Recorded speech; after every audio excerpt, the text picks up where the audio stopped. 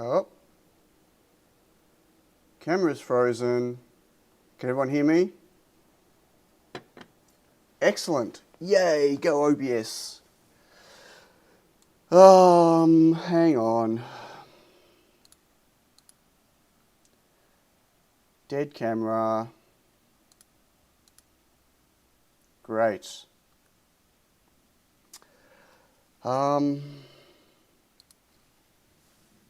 That's working. Yay. Let's try killing OBS and going back into it.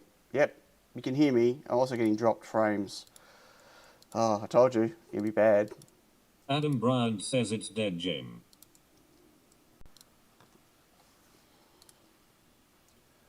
Okay.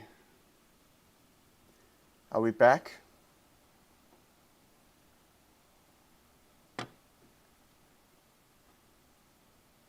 Hopefully we're back. You're back. Okay. And I'm working. Oh boy. Jeez, gotta love OBS. Oh. So hi everyone. Yeah, okay. Well, rough morning. Hang on. Just in general, it's rough morning. Running behind. I'm not even sure I've got everything ready I need for today. And I just realised that... The Miserable says OBS. It's life, Jim, but not as we know it. Yeah, it's... And now my focus on my camera's not working.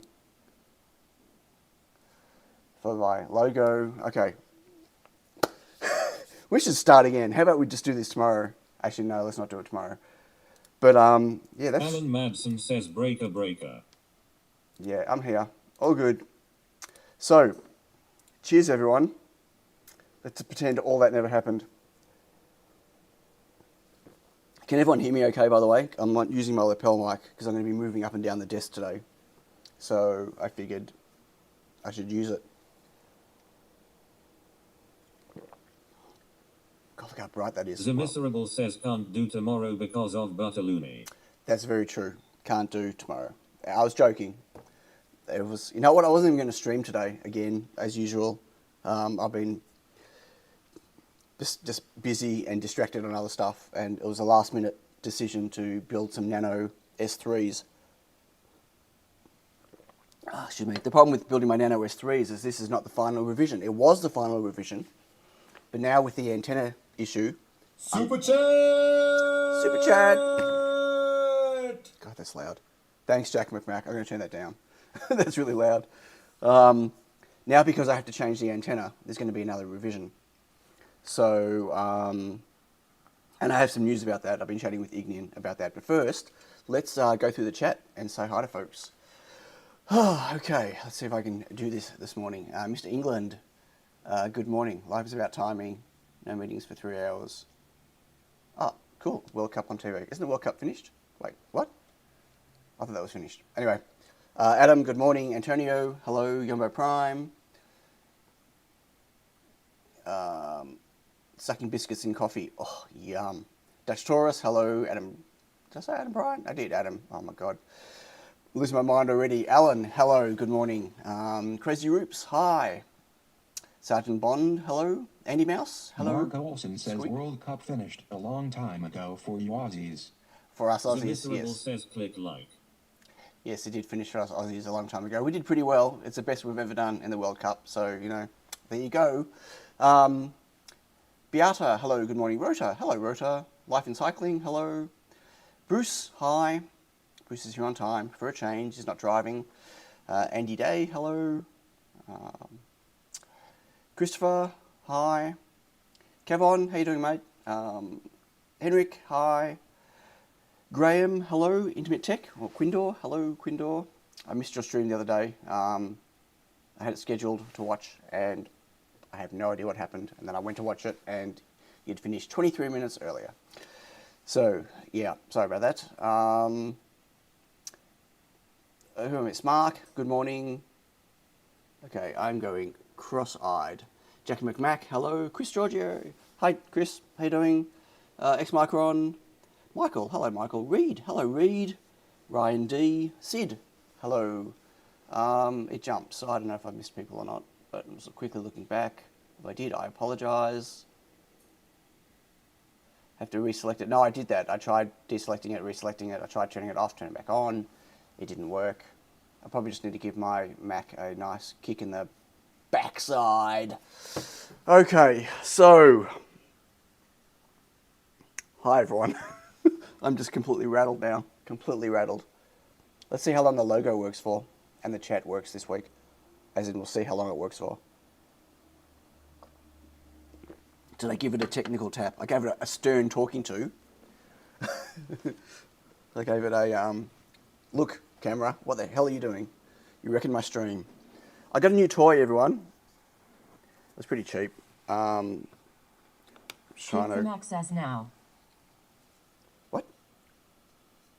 I'm kicking them. What? Kick them access now. I got a little digital microscope. The base is 3D printed. It's not my design. The base is Peter Thompson did that. I actually made a pretty ugly little thing like this, but it's one of the battery powered ones. The embedded hobbyist says hi all. Hello, embedded hobbyist. It's a little battery powered one. Pretty crap screen. Anyway, the reason for this is so it sits in this and it's got little tiny feet on the bottom. You probably can't see because of the light now. And I'm going to use this on my stencils on the automatic stencil printer to be able to check the alignment. Because I can't get my head in the machine. For those that aren't aware, and that'll probably be most of you, I got the automatic stencil printer working. I've actually stenciled, so my current run of Feather S3s that I just built were all stenciled on the stencil printer. I don't have the whole line automated, so none of the machines are talking to each other yet, so I haven't got to that. But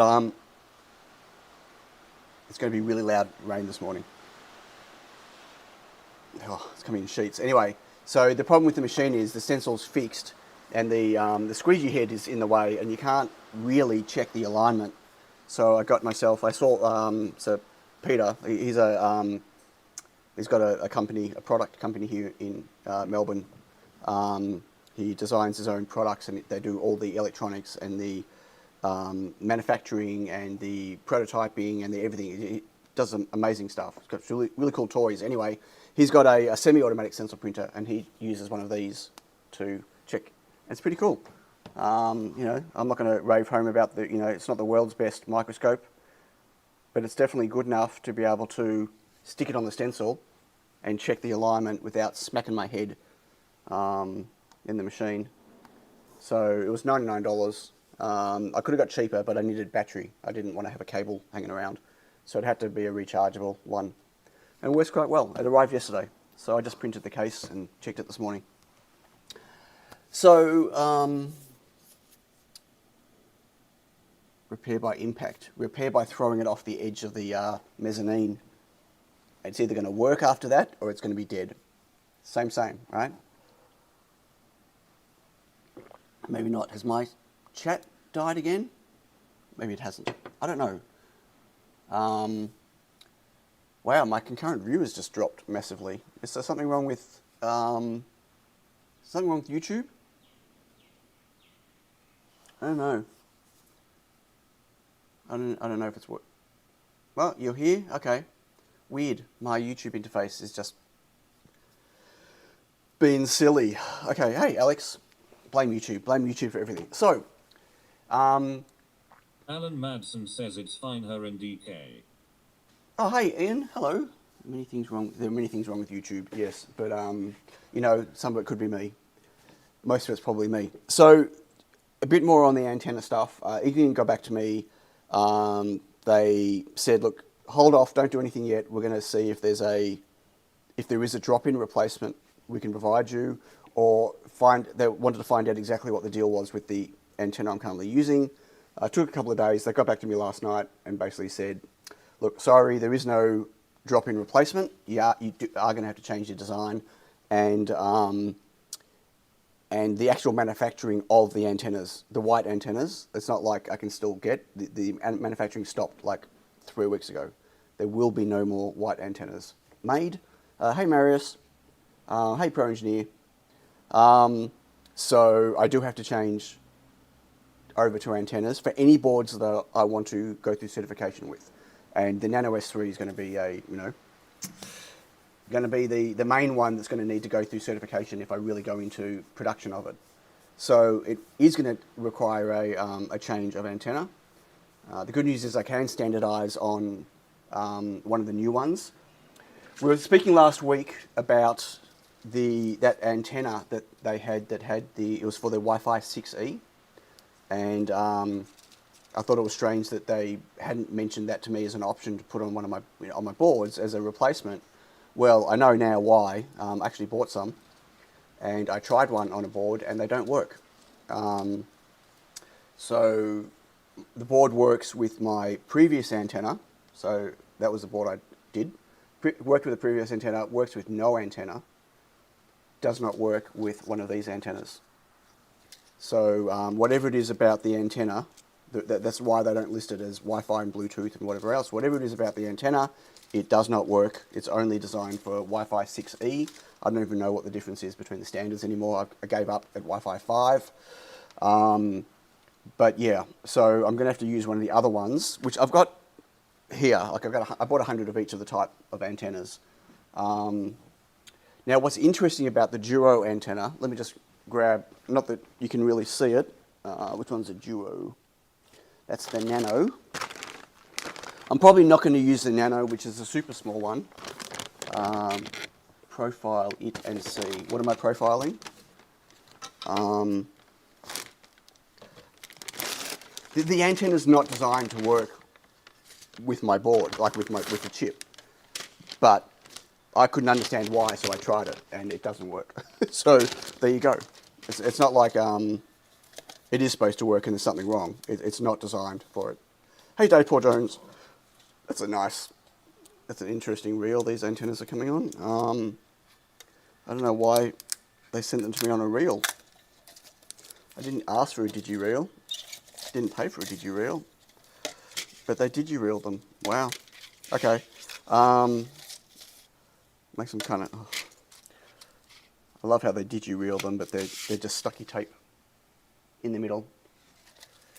It's not... No, that antenna is specifically designed for Wi-Fi 6E and something else. I can't remember what it was. They were very clear that it's, when you go to their website and you say, this is what my use case is, and you use, and you include Bluetooth and Wi-Fi, it does not appear in that search list. It's not designed for this. It's something very specific to Wi-Fi 6E. Okay, I'm just going to cut this. I don't need... It's nice that they gave me a digi-reel, but... So this antenna here, I'll actually get a... I'll bring it up under... Let me go to my DSLR. And it's really tiny. We'll have a look at it. Oop. Maybe we'll go under the microscope. Let's do it under the microscope. I've got everything hooked up today. Okay, I just need to... I can't see because it's out of focus. Just bear with me one moment. Okay, now I can see. Can everyone see the little antenna? Let's move it down. Right. Oh, why is that upside down? Okay, anyway. Stay. Better clean that. So this is the antenna that I'm going to have to shift to. And what's interesting about it is it's a dual antenna. It's not a multi-band, like large spectrum antenna. Well, it is. It is. But that dot there and that dot there, they are... that reflection on the light, let me see if I can turn that down. Doesn't really help. Not really. Okay, I just have to hold it on an angle. So the two feed-in points, the one with the dot in the middle and the other one, they can both be feeding points at the same time. So this is a dual antenna, meaning that it does a very large frequency range, and you can have two radios connected to it at the same time that require different frequencies. So this would be my antenna that I would use on a 2.4 and 5 gigahertz Wi-Fi chip. because I can connect them both to the same antenna. Or I could connect, you know, my S3 to one pin, and I could connect a GSM modem to another pin, or, you know, something else. So it's pretty interesting. But this is the chip I'm going to have to use. So here is an existing one, and then I'm going to have to use, I mean, they're the same size, just a different footprint. So it's only a minor modification to the board. What is interesting about this antenna, though, is that this antenna really requires like 3 to 5 millimeter clearance around it, which clearly I can't do, right? This antenna requires no clearance around it. The only clearance it needs is the footprint clearance in terms of its radiation requirements. So I might actually end up getting slightly better results out of this antenna than this one. Okay, so could not see, and it's awesome red. Yeah, I don't mind the red. I really like the white. Sorry, let me just switch back. I really like the white. I think it looks great on the black, but I think red's going to look amazing as well. So anyway, so I'm going to have to standardize on those, and I'm going to have to change all my designs over to it. Hey, Pratik, hello. Richard, good morning. Who else have I missed while I was there? Graham, hey, The Graham. Miserable says red ones go faster. Apparently they do. Is that designed so you can stick an RF probe in the hole? I don't think so. I think it's designed that way to let the solder go up a little bit to give it mechanical stability, I believe, but I could be wrong. So if you're only using one radio, one like LNA line going to it, then you just solder the other. DIY in the ghetto says hello everyone. Hello, DIY. Then you just solder the other pad, but you don't ground either pad. So it's either you do one pad, which is just there for mechanical strength, and the other one for the radio, or you can do both for radios. Any idea on? No, they haven't, but their whole entire product range has changed, right? So if you like, all of their antennas are now the new Extend red antennas. So, you know, I would assume it's going to be for a while. Where the white antenna was just a recolor and rebrand of the Fractus, the original Fractus. So they had the original Fractus range, and when they became Ignian, they rebranded all of their antennas, but they were the same antenna. They just moved to a new look for the antenna, right? So technically that antenna's been around for like 3-4 years now. So I would assume it's a pretty decent life. And you know, if I go through certification and I need to make sure that I can make boards for a long time, I just buy a lot of antennas. If that makes sense. So unfortunately, I can't plonk that red one onto the existing footprint. Well, I can try. I can actually try today. I'll put one of the red ones on. I don't know how well it'll reflow. No guarantee produced availability and lifetime statement. No, look, I'm in communication with them now. I've got a direct line at Ignian. They're slow. They're being responsive, but you know, there's days in between communication. Are those solid state antennas better than the 3D folded ones? I don't know. These are called virtual antennas. They're very large. What they call virtual frequency range. I don't really understand how they work. The guy at Ignian wants to, have a phone chat with me and kind of discuss my boards and, how best to utilize their antennas and stuff, which is nice. And I might take him up on that, but I don't know how useful that's going to be. I'm really limited to 2 antenna types for my application. The small one is actually really the Nano one's really nice and obviously really tiny. But it's less efficient and it's not dual band. I don't need dual band on my current range, but it will just be easier to standardize on the one antenna that I can then, buy a lot of and not have to, if I split across 2 antennas, then I'm going to be paying more per antenna because I'm going to be buying less of each type. Hey, Corey. Industrial vibe going with the NN look. I like the factory pictogram. Yeah, look, it's a nice brand. Nice branding. I've got a job to make a PCB over in black. Oh, PCB cover in black PLA, and I've run out of CPC. I'll run out, and CPC sold me the last one they had in stock. Postman seems to have lost it. Oh, okay, right. So that sucks. Can you not get any other black PLA anywhere? Interoperability 99999 plus. That's a big number. I can't. Yeah. Anyway, so I'm sure they have a statement somewhere, Chris, and I'm sure I can get that info from them. That is the Duo M Extend. Yes, Mark. It's quite a nice antenna. Unfortunately, that antenna only starts at 1100 megahertz. It doesn't go as low as 900 or 800 like some of their other ones, which means, unfortunately, the only thing I couldn't use it for as a multi-antenna, dual antenna thing would be for LoRa, which is a shame. If you boost extruder temps like 100Z, you can probably make your own. Okay, I'm staying out of that conversation. So I've got a, let me just go back to here and switch. So I've got my new, I haven't even opened them. Like, I wasn't even going to, because of the fact that I have to change it. It's really frustrating because these are very expensive prototypes because of the castellated edges. And I can't just get them manufactured without the castellated edges properly. How many did they send me? Because then they won't work on the test jig. Can I get closer? And can I focus? Should be on autofocus. Hello?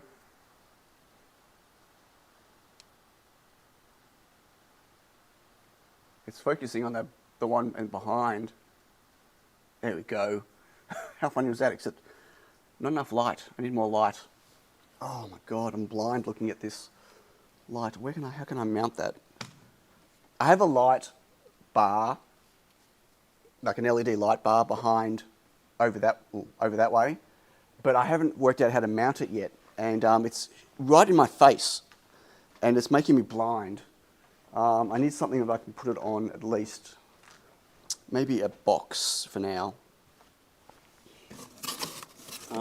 Sorry, I'm just closing a box up that might. Oh, sorry, I ripped it. Well done, Sion. I'm going to see if I can just stick a box here. Oh, because it's right in my face. Okay. Well, how will that work? That's that in the way now. It's kind of in the way. Except I've now pushed the light. It's the wrong color now. Because you can do the different shades. Okay, is that any better?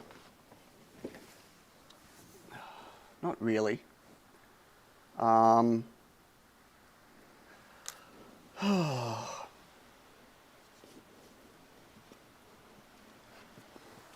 I need to get it closer. Okay, is that any better? Okay, that's a bit better. Right.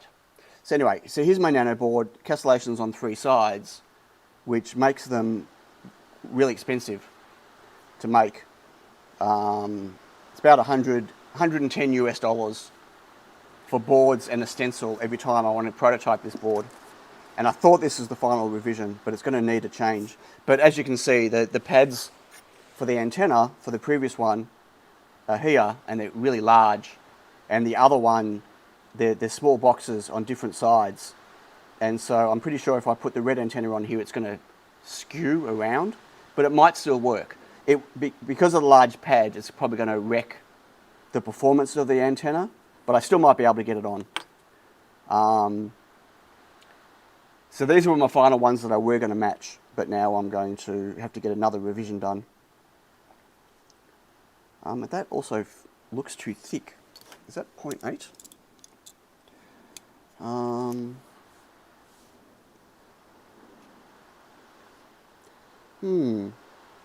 That's 1mm board. I ordered 0.8. 0.8 millimeter, and these are 1. Bloody hell.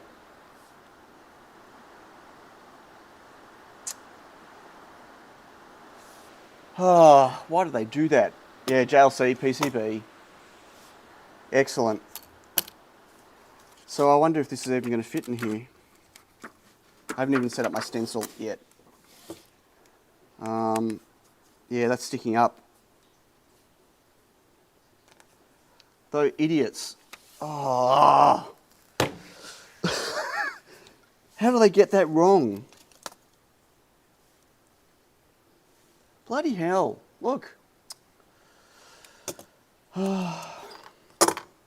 Always a disappointment. Always. There's always something with them. I don't care about the stenciling. I can paste it. That's not the problem. The problem is it's supposed to be a 0.8mm board.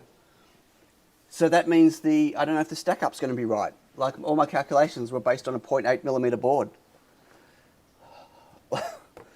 Oh.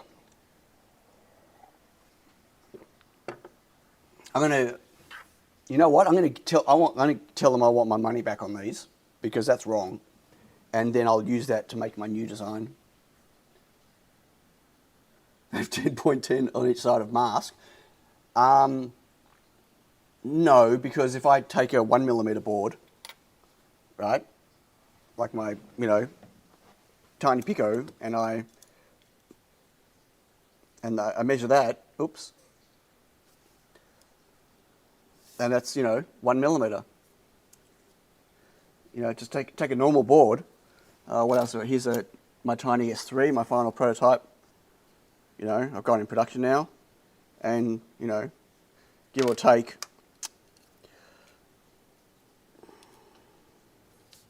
okay, 102. So no, it's not the mask. It's not, it's the wrong size. I can feel it. It's the wrong size. Look. Now you can't even see that. Like I'm smacking into the side of the board. Okay, doesn't matter. I can still do it. I'll still do it. It's just frustrating. Well, JLC are not a discount shop anymore. Like, if you look at them now, they're branding themselves as the, really high-tech, high-precision, 20-plus layer things now. Hey, Rat Madness. Now I'm by Charm High. How much proof do they need before they rectify? Oh, it's insane, the level. So they stuffed up my Feather S3 boards. They forgot to route out all my routing between my boards. I can still thankfully use them. It's just I redesigned my layout to make them easier to clean. I only have to clean 2 edges on them. Now they're actually harder to clean than my original design was. Because they forgot to route stuff out, and they come back to me saying, "Oh, sorry, it was an engineer problem. It's been fixed. For your next order. Sorry, we'll try better next time." Yeah, okay. So what about the fact that I now have to spend twice as long cleaning my boards? I think they offered me a $10 discount. Like it was a $195 order of PCBs, and they've given me like a $10 voucher for it. One potential blessing there, you can try matching and trimming the copper until you don't need to add try matching. I can't, how do I trim the copper around the pad? Oh, not really. I'll destroy the board. No, I don't need to do that, that's fine. Yeah, it's 4-layer and antennas on the top. I can use these boards, it's fine. I'm just saying, it's not what I ordered. And that sucks. The other thing is, these are my... So I got these ages ago. Is that even in focus? Why is my autofocus not autofocusing? Is it just the light? Am I on the wrong setting?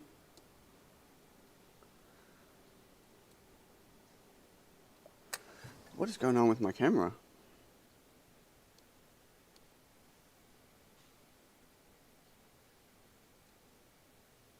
Okay. Whoa. What happened there? Okay, sorry. So this is my second revision of my test jig board. The first one that I did, I'm not sure if you all remember. Alan Madsen says, what do they see when you complain about not getting the right prints?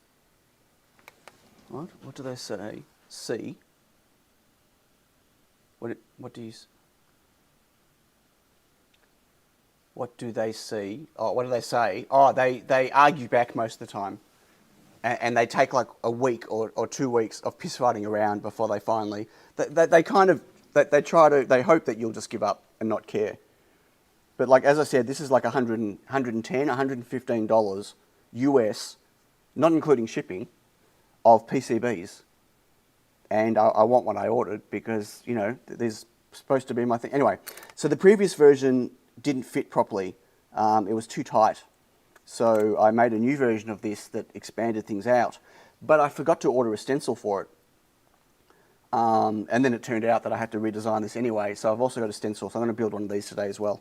So we should get going. I want to build one of these. I've got news on other things as well, which maybe I can talk about while I'm doing this. I do have to replace this stencil, so I'll take that off. And I'll use the new one.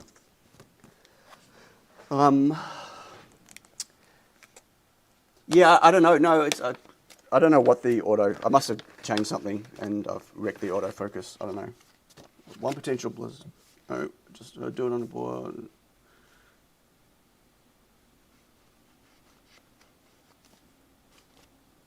Do it on board trimming until it's matched. But I don't... I've already got a footprint for the other antenna. Like, I don't need to do it on here. I can put the antenna on. The antenna's going to work. Like, it'll... You know, as long as it's on the pads, it's going to work. It's just not going to be optimal. That's fine. I'm not going to use this to match. I won't match on these. I'll need to match on a proper board that's 0.8 millimeter. I need better light. Yeah, I've upped the light. I don't know what's going on.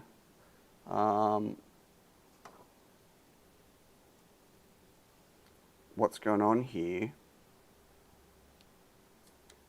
And I don't seem to be... Just bear with me, hang on. Oh, that stencil's bent. What is going on?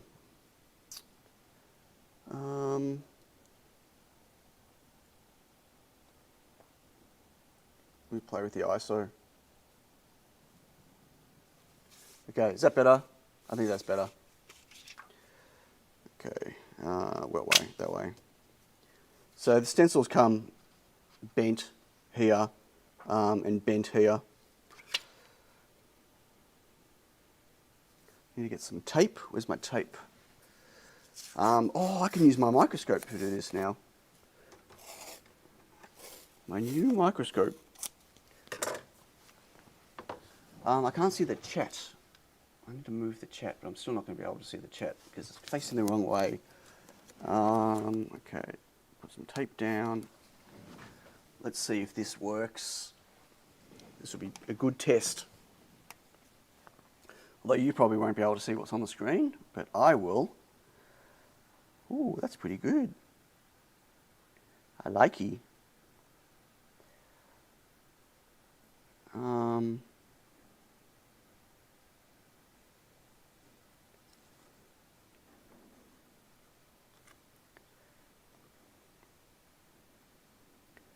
It's probably good enough.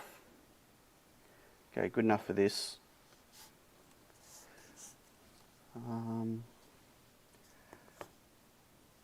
Maybe it just shifted. Yeah, that'll do. Oh, I just realized I don't know if I've got an S3 chip up here. That chip I need. Okay, that works well. Okay, paste. What are we going to paste it with? Maybe this.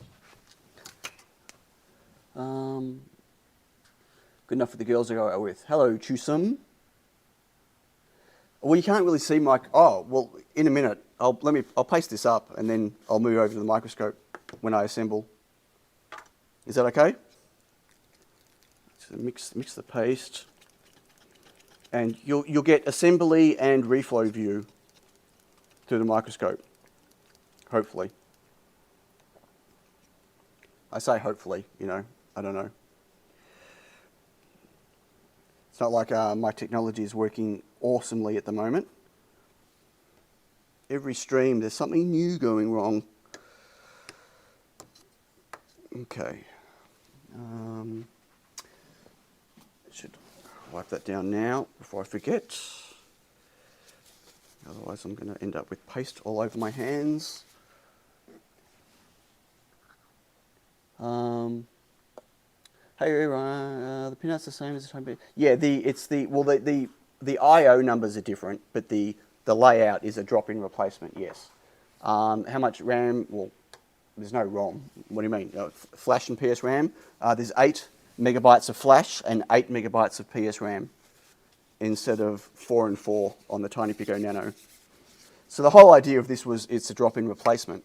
The downside is that it's really limited me on what I can do with it, right? Now I wonder if this will be interesting.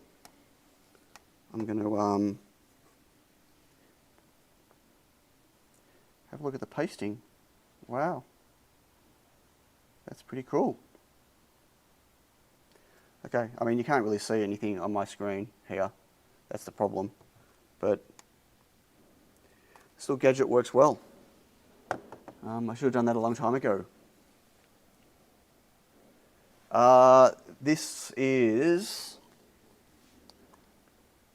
oh, see if that can focus. RMA, oops. Sec305 RMA is what I use for all my production. And of course it's stuck to the stencil because it was sitting too high. But that looks pretty good. Okay, I'm going to move this over to my little turntable and move over to the microscope. I'm not going to be able to see the chat, folks. I need a solution for a chat view while I'm at the microscope.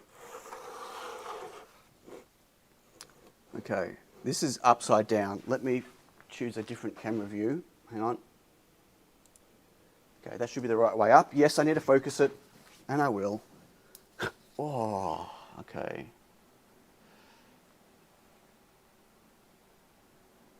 Is that in focus? MC Max says no low temperature paste for prototyping. No, not anymore. It just doesn't reflow as nicely. And, you know, I've got my little hot plate that I use. So I'll generally, you know, reflow on this. The little HM, what is it? Whatever the thing is. MHP 30, which means I can do full, you know, low temp Sec305 with it quite easily. Most of my boards are small enough that I can just prototype and reflow with that. So it doesn't really matter. I don't need to go low temp. So yeah. Okay, and of course, do you think I can remember what parts go in where? Probably not. Jack MC Max says aperture on ground pad looks small. Dutch Taurus says it seems you had lots of practice pasting. Looks really good. Thank you. Yeah, I have had a lot of practice pasting. I've done it a few times. The aperture on the ground, what, in here, looks too small. Nah. You know what? People overpaste their ground pads in the middle.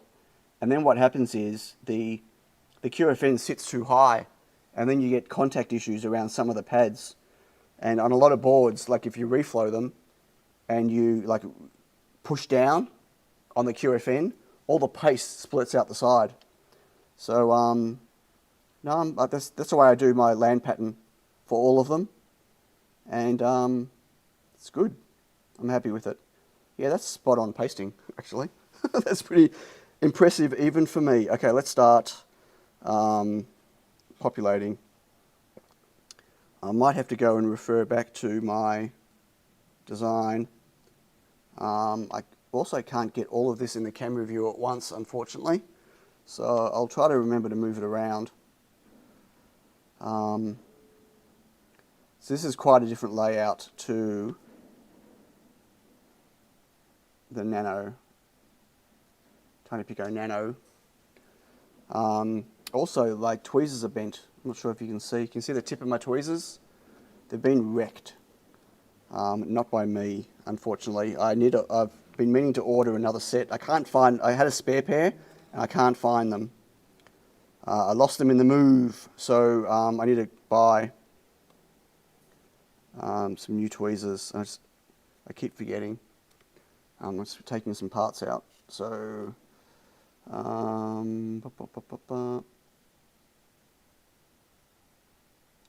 these tweezers actually make it quite difficult to place things. I need to bring up an I-bomb or something for myself. I just can't remember some of the orientation of these.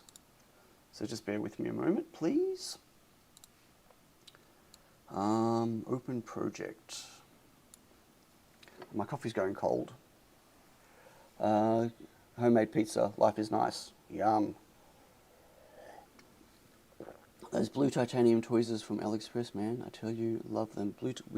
I don't know which ones they are. I like a particular shape Taurus though. says, what is that square component? A voltage regulator? Kevin Harvey says use a hammer and a flat surface. You can fix those tweezers. I know I can fix them. I know. I just haven't got around to it. Yeah, that's the voltage regulator. So I'm just loading up the file, if I can find it. NANOS3.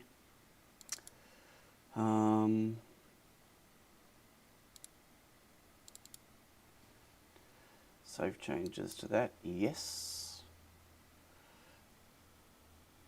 Need to go feed my starter, what? Okay. That, an I-bomb. I need to get a screen, another screen in front of my microscope so I can actually see it, because I'm not going to be able to even see this from my microscope, which is going to be frustrating. But anyway, I'll have to keep coming back and forwards. Front only, and okay. Yep, that's what I thought. Take my coffee with me. Is my microphone still okay? Sound level wise? I hope so. Oh, they're close. Very close. Kevin Harvey says yeah. Awesome, thank you. Okay.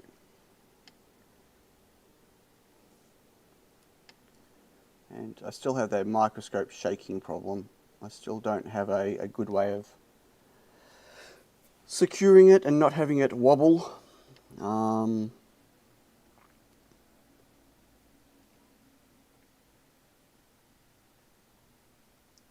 Yes, that's nice and tight in there. I don't have any 10 microfarad 0603s. I'll have to use 1 microfarad, that's fine. It's just for some power decoupling on battery and on the 5 volts. 1 is fine for now.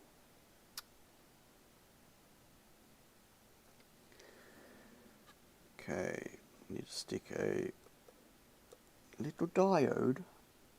Jack MC Map says, do you know the stencil thickness? It should be, I believe, 1.1. Does it say on the sheet? Where is it? It might say, it should say, yeah, yeah. Sorry, 0.1, yeah, 0.1. Not 1.1, 0.1, 100, was it 100 micron? I think it is, whatever it is.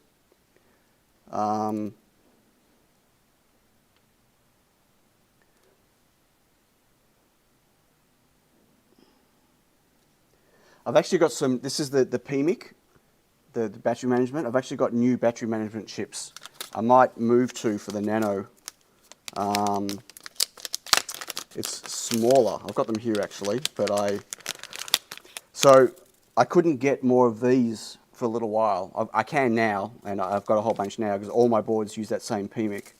But I actually found a different one that is here.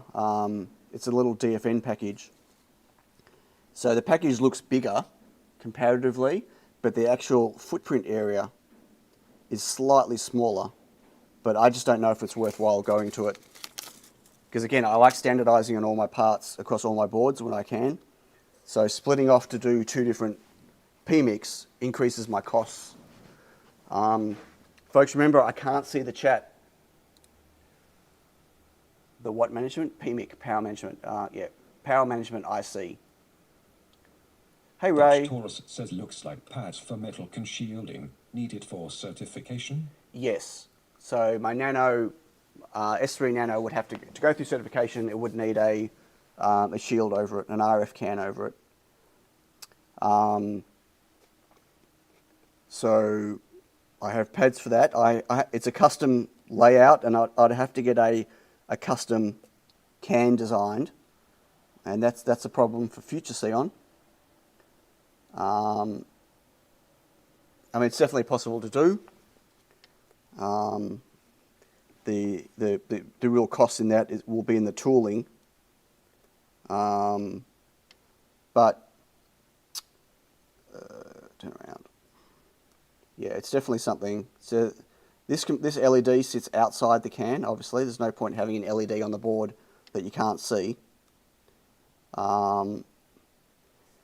And the matching network sits inside the can. There's some filtering that sits outside. Unfortunately, I can't fit it in. But what's interesting again... Ransom says, could you possibly your microscope to the wall? No.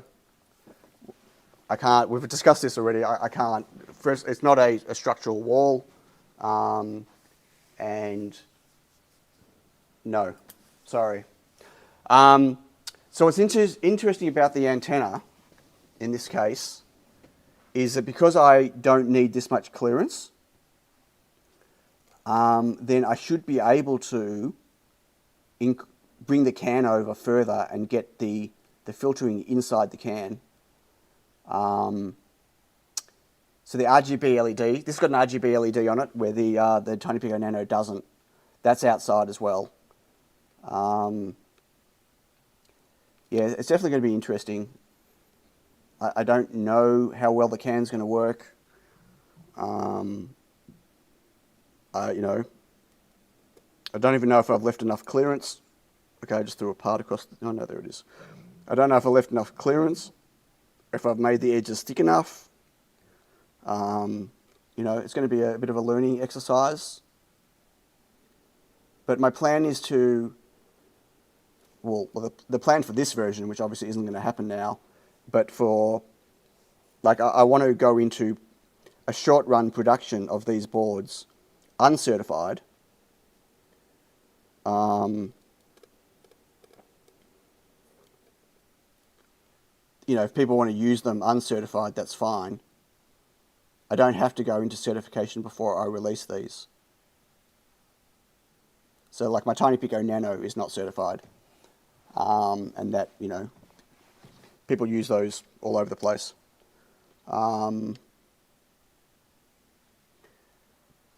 Sorry, I'm just going a bit at a time, trying to get all this stuff in. Try to keep it in the center.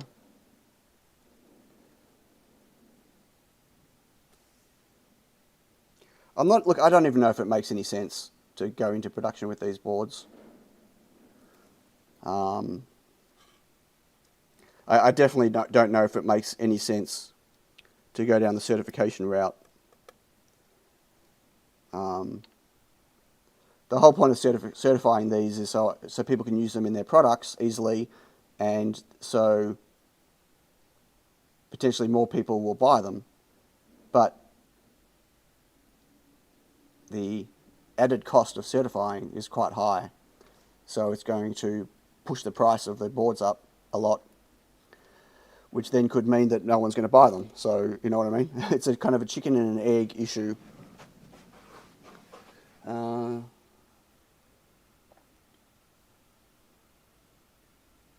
you put an LED near the can vent hole? Yeah, but you're not going to be able to see what it is. Excuse me. 1 and 100K. Why is there a 1 there? Oh, that should be a 2.2. Oh no, it's not. 1 and okay.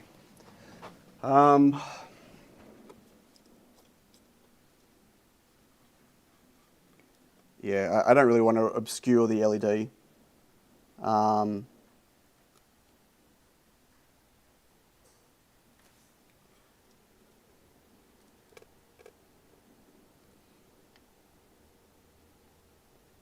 Put that on first.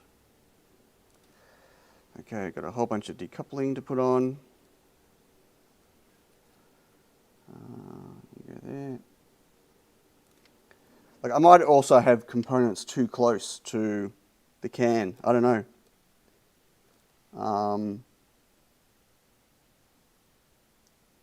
I was planning on just getting some very thin aluminium.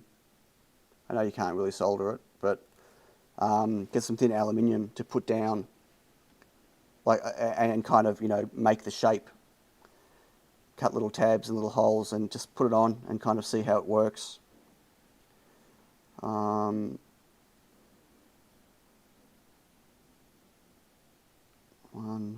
2. It's going to work out. I need a 0 ohm resistor, which is up here. Don't you need to cert to be able to sell in the EU and UK? I'm not going to go into that conversation. Yeah, that's a yeah. Let's stay out of the certification conversation, I think.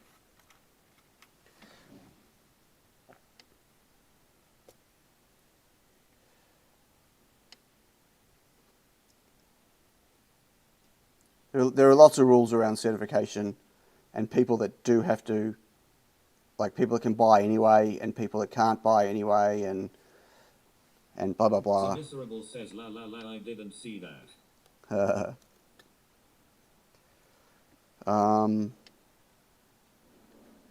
Yeah, it's a complicated conversation.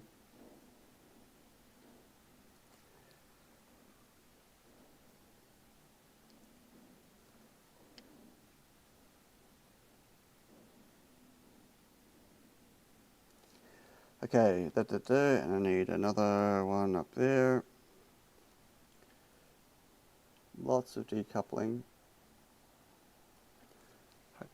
One there, and then I've got one there and a okay, that is my pull-up. Is that my pull-up? I think so. So I've got to make sure I get these two the right way around. Hey, yes, here, middle. Yeah, there'll be an RF can on it. Yes. Yeah, that's the point one there. So again, I can't see the chat, so just bear with me a second. I'm almost done. And I'll get back to the chat. Okay, resistor. It's the pull-up for the CS of the RAM. Okay, I need a chip. I need an S3 chip. I need PS RAM, and I need an RGB LED. And I need to know what orientation the LED is. Do you think I can remember? No, I can't. Pretty sure that's going to be up. Okay, I need RAM, PS RAM. Okay, and I need an S3 chip, which I hope I've got one up here. If not, I'll have to run down and get one. I don't. I need one. I need an FN8. Okay. Need to go steal a chip out of my pick and place machine. Bear with me a moment. I've still got the microphone on.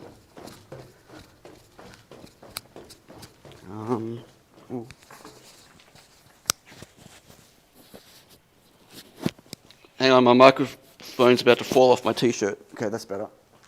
Sorry about if that was a rustling sound then. That was me grabbing the microphone. It was about to fall off. Okay. Okay, let's feed a new chip. There we go. Tweezers, hand. Okay, so my pick and place is working again. So Neoden did finally send me new lighting modules. And surprise, surprise, it fixed both my camera issues, as we always thought it would. So having to deal with those issues for so long, knowing that there was a solution, that was a little frustrating, but the good news is they finally came through for whatever reason. And apart from some pneumatic air issues I'm having, I've bought a new regulator, it's on its way. I still have a leak, so I still have some issues with some air on some of the nozzles. But I went. Taurus says it's a Christmas miracle Neoden came through. At Christmas. MR England says, did you manage to get the camera light box added? Yeah, I did. So I ended up having to screw them out. We got a screw extractor. They didn't work. Couldn't get it working. There was two of us trying. In the end, we just screwed the screws out, re-tapped the holes, and it was perfect. We wasted more time with the screw extractor than we did with trying to get them screwed and re-tapped. Now I'm going to, just for the moment, I'm going to stick a normal antenna on it, just so we can verify everything works. Intermitech says hoop hoop. That's awesome. Making and delivering a baby takes less time than getting Neoden to move, but still awesome. There is now a solu. Yeah, it's the fact is it's now working, now fixed. So that's the important thing. I'm able to continue working. Okay, I've just moved out the way. This is going to be interesting to see if I can get this going under the microscope. Maybe. So we're going to reflow it now. It should be fun. Viscerable says, what is the 4 anti-footprints? What is? Intermitech says wrong antenna. Were you not going to use the red ones? I am, but I want to just validate the board first. Then I can hot air the antenna and change it. The problem with these nanos is you can't pick them up. I've got nowhere to grab it from. Without. Intermitech says all okay. Check. I mean, I can test it with the red one. Like I just. Okay, I knocked the antenna just now.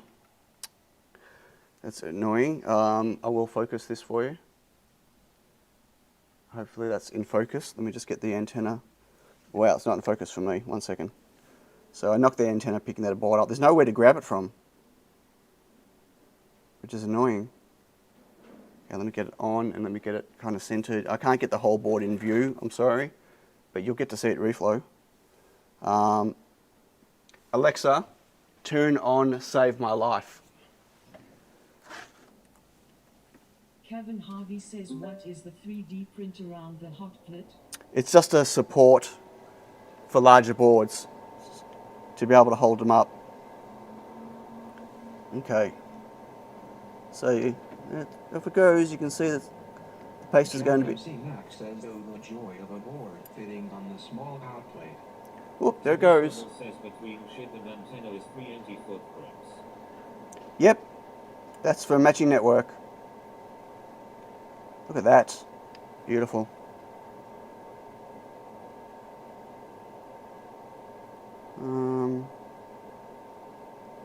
I'll just give this a knock.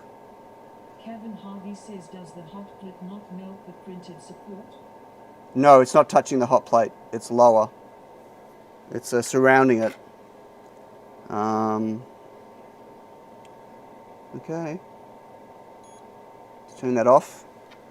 I need to get the board off it somehow. That should be fun.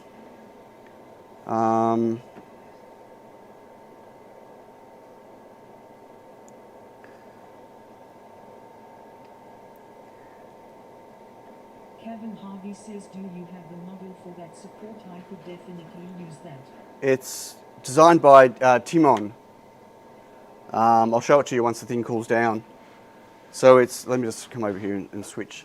So So Timon designed it. It's in his GitHub repository. There we go. Disk says use the hole with the tweezers. Right, use the hole. Jack MC Mac says, did you port the Reflow Master Pro firmware to the MiniWare hot plate yet? No, and I won't be. But exciting news, I finally released version 1.0 official of the Reflow Master Pro firmware yesterday. So it's, yeah, big milestone for me, finally. Okay, so just going back,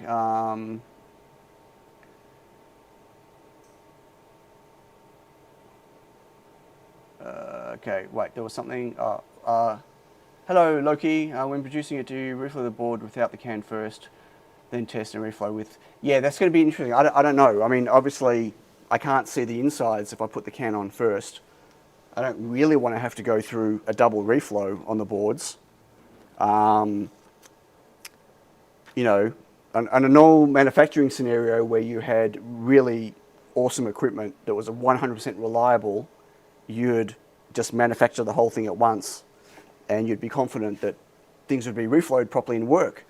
Obviously, in my first production run, I'm not going to be shipping them with a can because there's no point shipping with a can until they're certified, go through certification. So my initial run will just be uncertified boards like my Tiny Pico Nano, and that will at least get me to a level where I'm confident with the production process and that I'm not going to get issues I need to fix. And then potentially I can do them all in one hit. But I don't know. It's too early to say right now. Hello, Mike. Why did I keep the can lines on the stencil? How else would they get stenciled in the future?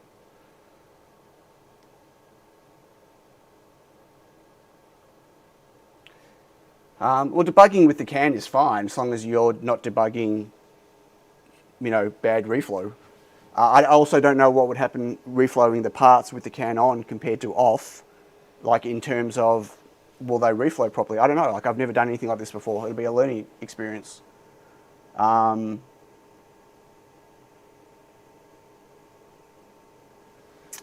Okay.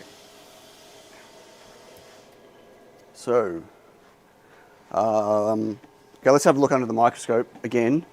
Just the reflow of it, and then I'm going to have to, I can try getting this to fit on my previous test jig adapter, but I don't think it's going to fit. Like it was way too tight, it would pop out. Let's just move this out the way and get this back into focus for you.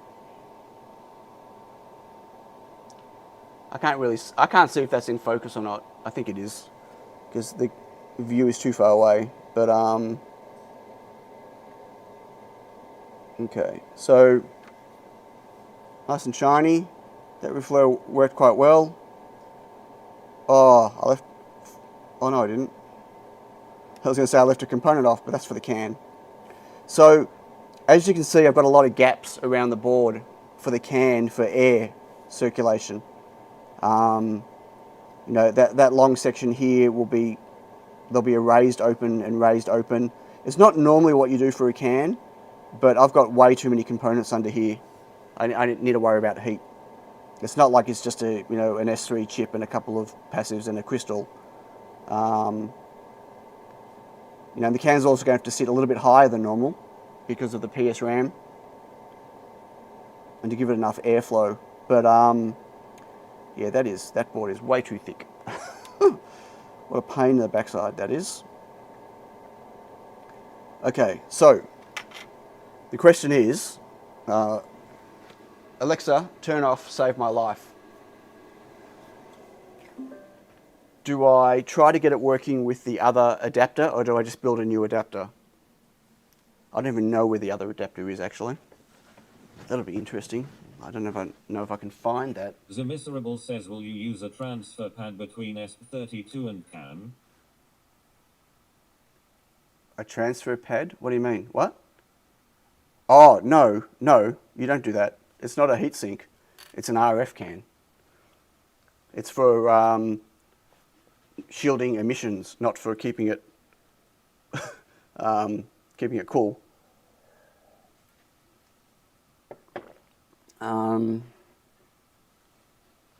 Oh, no, it's going to be a very what do you call it?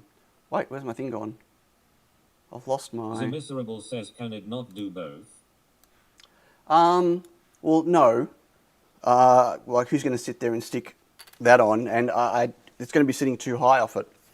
And no, not really. Like, it's just going to, yeah. What is going on with? So my YouTube preview is showing me still assembling the board for some reason. It's really going whack today. I don't know what's going on. Okay, so I'm going to see if I can find the adapters just so I can test. But if I can't find it, I'm going to have to make a new one. Okay, I just found it. That was quick, but I'm pretty sure I'm not going to get the thing in. Okay, let's have a look at the problem. The problem is that these flexi pins, they're too flexi.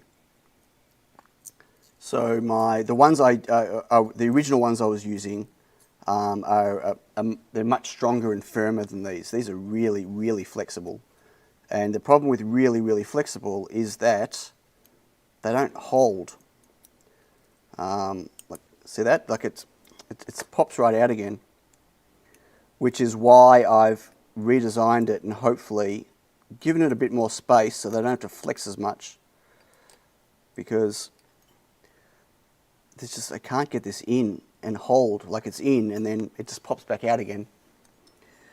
I might be able to get it in and just hold it still so we can test that the board works, or I can painfully sit there and try to build a new one of these. What do you reckon? Like, I might be able to just hold it like this in place. Should I hold it like this in place just to test the board? Or should I go and try to build a new adapter?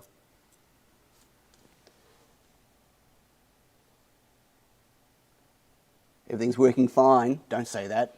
You'll jinx it. Intermitech says just hold it. Quick test, hold it. Okay, I'm going to hold it, hopefully. So I need to, okay, I need to grab a test jig. Pull this out.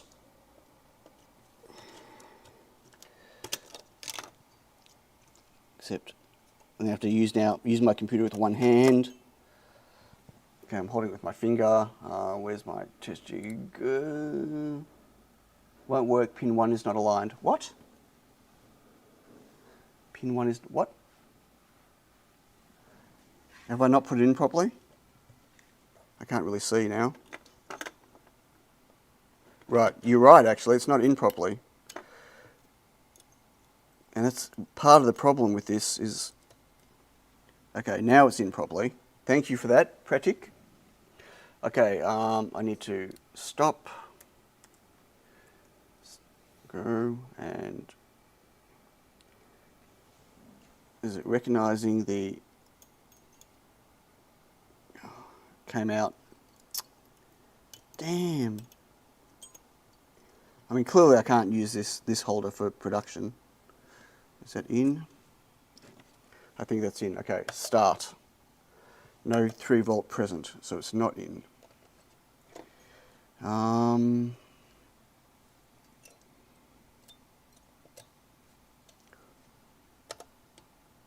What if I put the regulator on the wrong way? That'd be funny.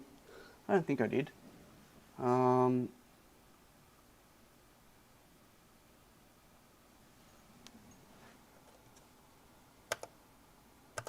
Maybe I put the regulator on the wrong way. Wouldn't that be annoying?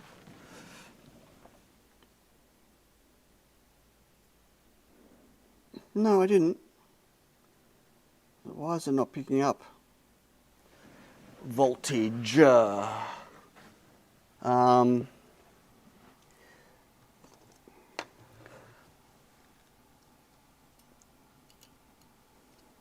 think the pins are just not touching properly. Yeah. Yeah, I've got a clamp. The problem with the clamp is that it. Yeah, I could probably maybe clamp it. I'm gonna have to adjust it a bit. You have to bear with me, folks.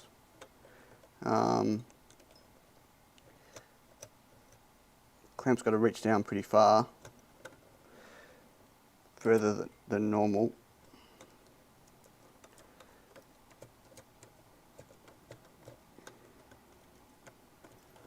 I don't know if it's going to reach far enough.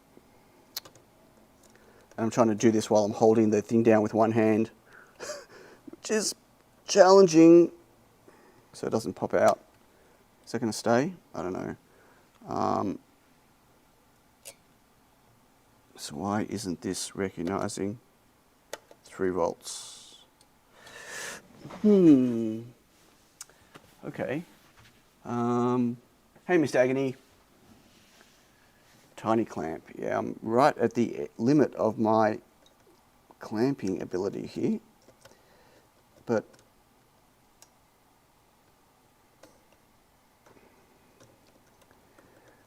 why is it not? I mean, it's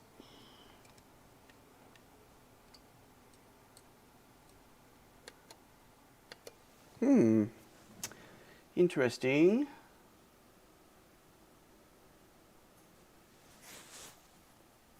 It's not recognizing. Okay, I need to get the. I can't really move this under the microscope or under the camera because of where it's all plugged in. But I'm going to probe it out. But I can't get it to stay on unless I've got the pins wrong. Did I rearrange pins in 3.3 volts?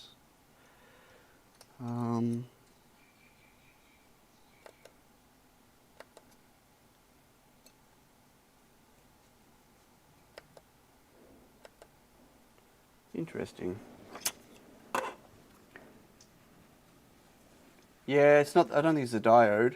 It could be, but I don't think so. I have to take it out. Okay, I'm taking it out of the thing. I think it's the adapter. Personally, I had lots of problems with it. The diode's on the right way.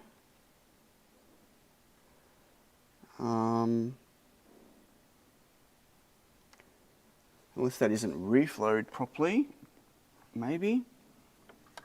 Let me just. I'm just going to hit diode pin with a bit of heat. Sorry, it won't be a second. But I'm pretty, unless there's a short somewhere, which I doubt.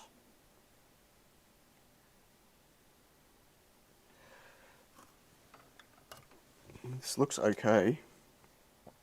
The problem is I can't like just plug a USB connector into it to power it and then check to see if, like stick the DMM on it, right?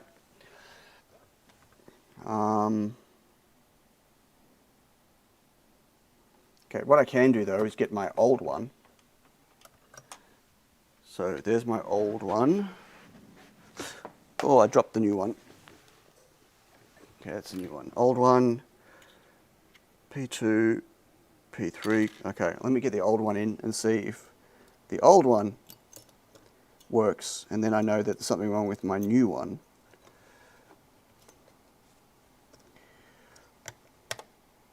No, the old one there's no 3 volt present either. So it's going to be the adapter.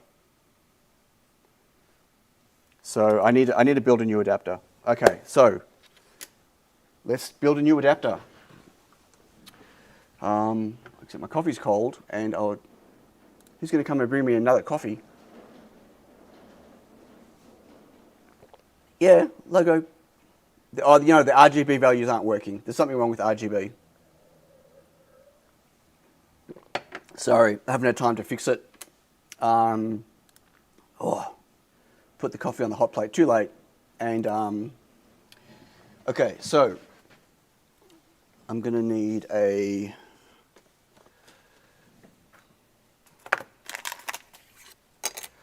think that's the one I want. And where's my stencil? And I'm going to have to, what am I going to stick this on to paste it? I bet you I've got something somewhere that I can do this on.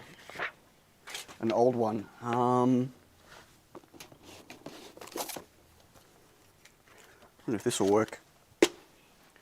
Okay. Will that fit in there? No, but I can make it fit. Let's make it fit.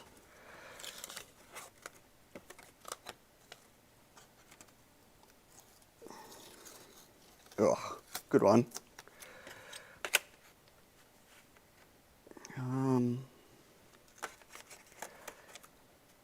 Okay. What a terrible job. Who cares? It's just temporary. I just need the one just to try it.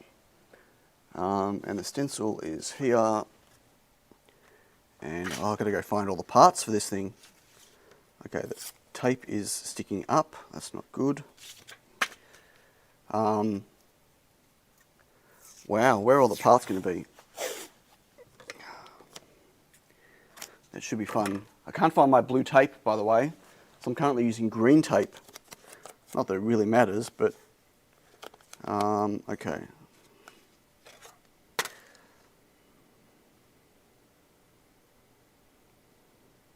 So I can line this up by eye.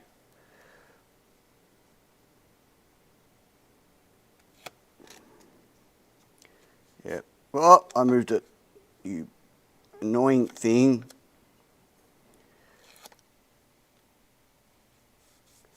Okay. That's good enough. I think that is good enough for pasting. I've still got some paste on here. Hopefully this will just work.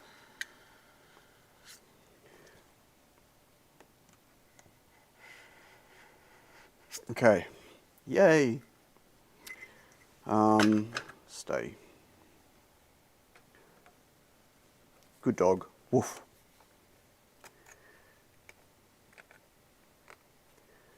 Okay, let's put that on there. It's a switcheroony. Is that old stencil, the holes in the tubes to match? Yeah, they do. I don't do a full opening for the peg leg. I always do round holes. Krazik says let's go. Let's go! Yeah, so that is the correct stencil holes for that USB. That is exactly how I make them. Otherwise, too much paste goes through the hole. So as you can see here, if I focus it for you, see that? The paste is designed to sit on each side of the hole, so I get minimal paste going into the slot. Otherwise it just all falls through and comes out the bottom, which is kind of pointless, right? Okay, so, wow, I'm going to have to find some parts. Where will they be? Okay, nope, not there. It's rather cold in here. I feel like I want to put the heater on. The only jacket I brought today is a big, bulky jacket. Right, maybe in here. Maybe in here. Let's get back to here. So,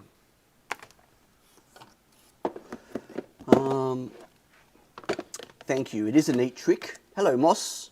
Looks like a bread dough scraper. A bread dough? My squeegee? No, it's a proper squeegee. Dog bone stencils for elongated pads are pretty common practice. Yep, okay. Hey, Andrew. Yeah, it's just a stand. It's a proper. They're proper solder squeegees. Got it from. I think I bought a couple of sizes from AliExpress. I think I got one originally. I think I got that one originally with my stencil printer. Nope. So this is a box of all my test jig stuff, which I really need to maybe one day clean up. Nope. So right now I'm looking for my, nope.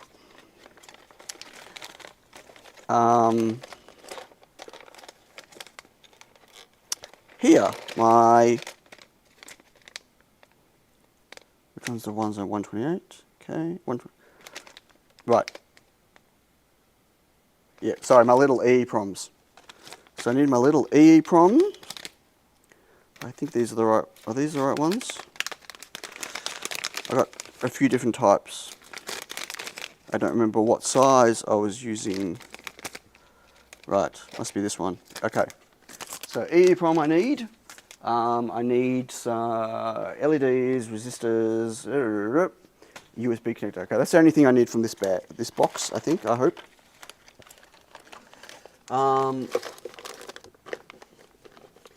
T-top shaped stencil shape for close to narrow pads is also pretty common. Yep. Hey Paul. Once you see a line across the outer edge of the pads and just don't inboard edge.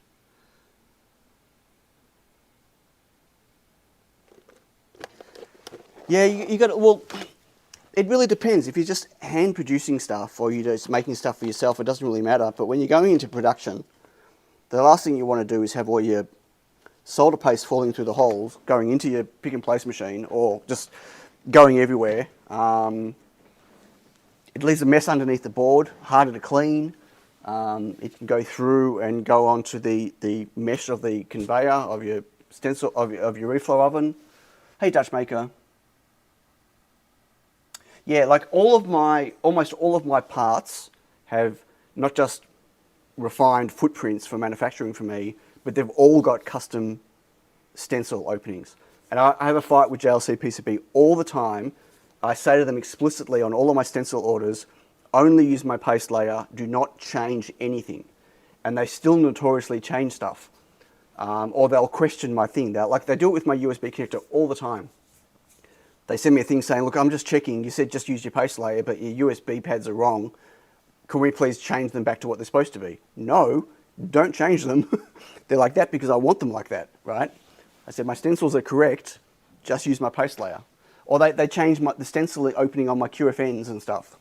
It's very frustrating. I know they're trying to do the right thing, and I know that there are industry standards, but the problem with an industry standard is it's standard for no set manufacturing process. Like, you know what I mean? Like people use different solder paste, people use different pick and place machines and reflow ovens with different tolerances. You know, people are manufacturing in different environments that have different types of ambient temperatures and stuff. There is no one size fits all for manufacturing. I've had to refine my process and my footprints and my stencil apertures and everything else over the last few years to get optimal results out of my setup specifically, right? And it's worth the investment. Like I can build boards now and get, you know, perfect placement, perfect reflow pretty much every time. Like the number of components I have to rework on panels these days are negligible. Like could be 5 components out of, you know, 200 boards. So, you know, I just, oh my God. So I was taking the chip out. I didn't switch views. I was taking the chip out and they all came out. So I was putting them all back in and I put them all back in. Ah, that's annoying. Truth hurts. Why? What did I say? What did I do? I just used the JLC PCBA and they have sharks that shoot nuclear powered laser beams and the parts soldered perfectly to the board. Sure, that's fine if you're letting them do it. Hey Rob, yeah, there's so many to choose from with standards. Every board house that's doing end-to-end production will optimize every step. Absolutely. It's really important to want to do that. Like it takes time and there are times where I've refined a stencil or a footprint, like a stencil aperture or a footprint, and it didn't work, right? And you don't persevere through with it. You fix it again, like, you know, it's a learning experience. Okay, so that is the EEPROM. Now, of course, all of these parts are the freaking, sorry, shouldn't swear. I did them all nice and big because there was no point doing them small. The problem with nice and big is, oh, maybe I do have them on my turntable. Okay, no, they're 0603. I don't have 0805s. Oh my God, I have to take them out of the... Why did I ever use 0805s on these? Like, what a stupid thing to do. Seriously. As if I ever use 0805 now. Anyway. Okay, 0805. Look how big that is. That is just huge. Unnecessarily huge. So now I need to get all 0805s out.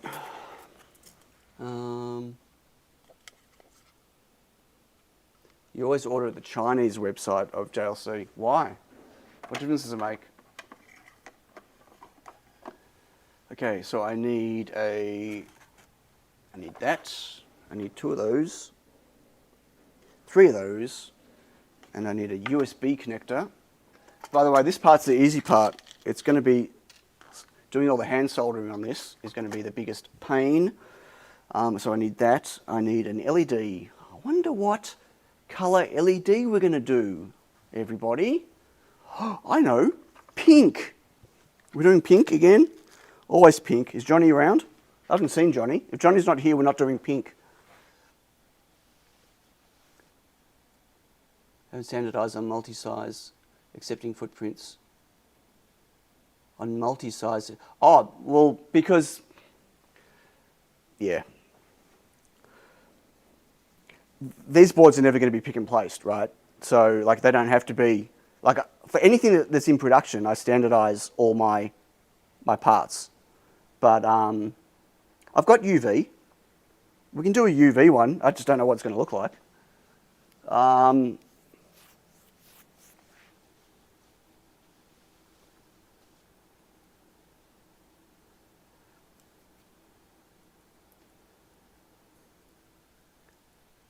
Okay, everyone's saying IR. I don't have any IR. I've got UV though. I'm just going to, like, what would a UV one even look like? Any idea? Will it light up?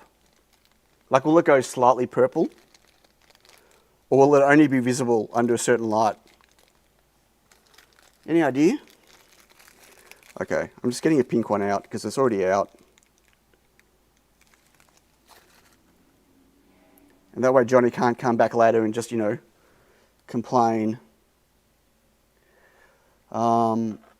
Except, which one is the stat? And that is that. So stat is going to go low or high.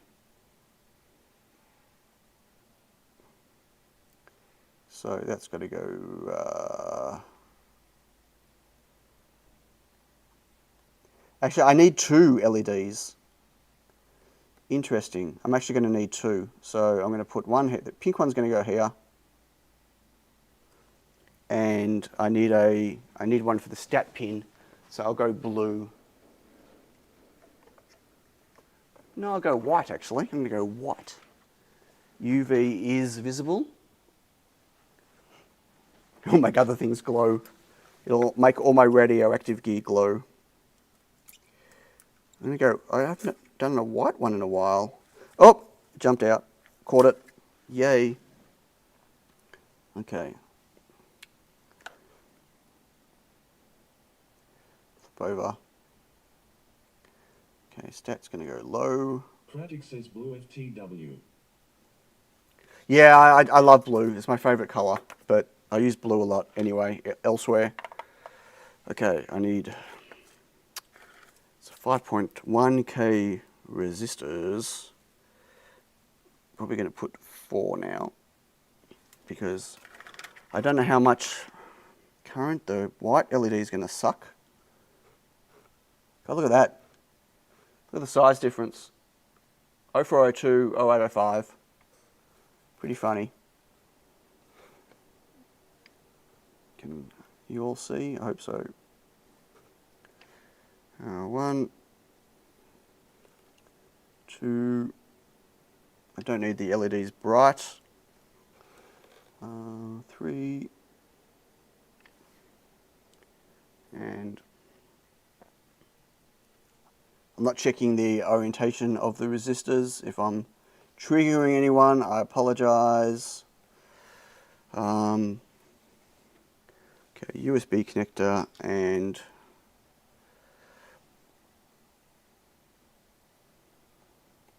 in, and I need 2 buttons. Buttons. 1, 2.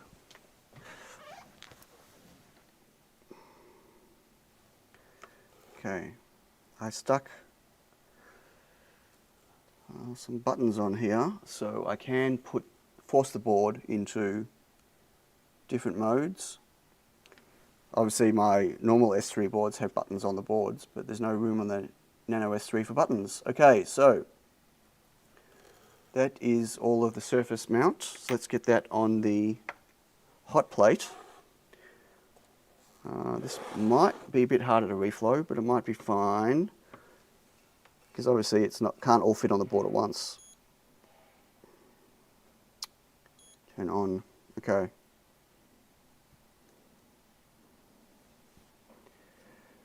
We'll see how this goes. Yes, I need to focus. Oh.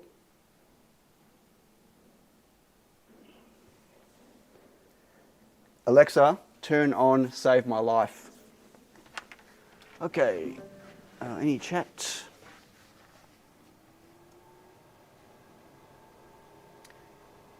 Yeah, just practice makes it easier, like for placing stuff. Moss. Yellow and blue are the best kind for me. Some go with amber, but they're expensive. I've got amber meaning like orange. Getting a nice orange is actually hard to find. Quite often the orange looks a little bit more like yellow than orange. What's Rhoda done? Uh-oh. Oh, that's interesting. Hey Liam. Thanks, mate. You too. That's interesting. What do you reckon the voltage requirement would be on a UV LED? Okay, you just have to reflow half and half of the board and hope it doesn't fall off in the process.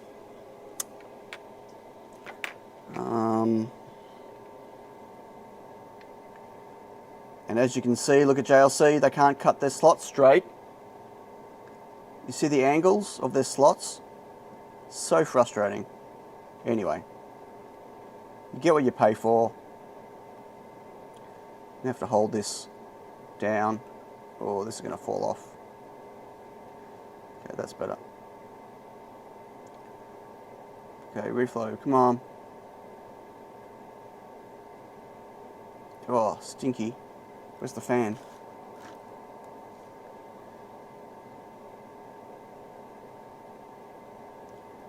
Okay. And do this side. Sorry, my hand's in the way. I got to hold. Hang on. Let me see if I can get it around.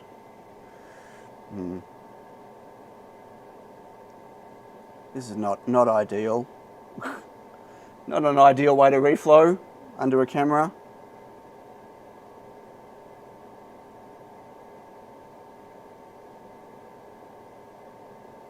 Go, go, go.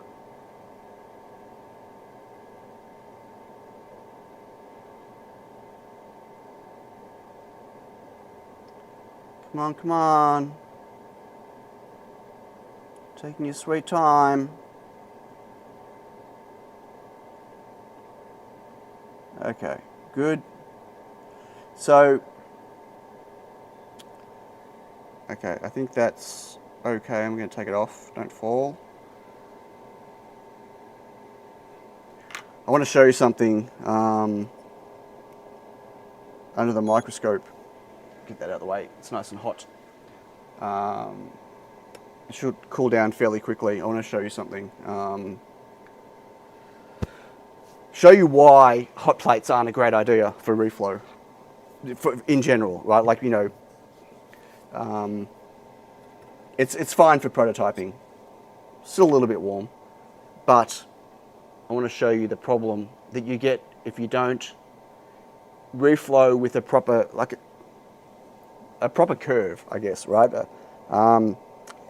It doesn't really matter. It doesn't have to be perfect, but so if you look here, see the little solder balls? Right, there's little solder balls under here. Right, they're not connected, right? You can scrape most of them away. There's one there, and like you can see under here, there's little solder balls. So the problem with using a hot plate when you reflow is that you're not giving the flux time. See there's a little one here? You're not giving the flux time enough time to wet properly before it gets too hot and starts to reflow. So you like paste is designed to sit for a certain temperature to start activating the flux and getting everything ready and start etching into the pads and stuff. That's what the flux is for. And then before it gets to the point where it actually starts reflowing the paste. And what you get instead, if you rush the process, is lots of little solder balls and stuff. And generally it's fine, but sometimes you'll get shorts and stuff and you won't even notice them. Alexa, turn off Save My Life. So I don't know why I did that. I have to do hand soldering now. Israel plate boards warping and not contacting the plate. That's also a bit of a problem. Why are we taking off all of our clothes? What's going on? It's getting hot in here. It's getting cold in here. Internet says 3.2 to 4 volts for UV. Don't you have a data sheet for yours? Yeah, absolutely. I have data sheets for all my stuff that comes from Ali. I would have bought them 4 years ago from AliExpress. Yeah. So, oh God, not my eyes. What happened with your eyes? No, they're skewed. The JLC cannot do straight slots. Even my USB connectors. Every USB connector on every one of my production boards, all of the slots for the peg legs, they're all on an angle. I don't know why. They just can't do a straight slot. It's infuriating. Ooh, who's pinging me? Oh, cool. I don't know if Peter's around. Peter Homan, if you are, he sent me a SMEMA diagram, a wiring diagram. Very nice. Very cool.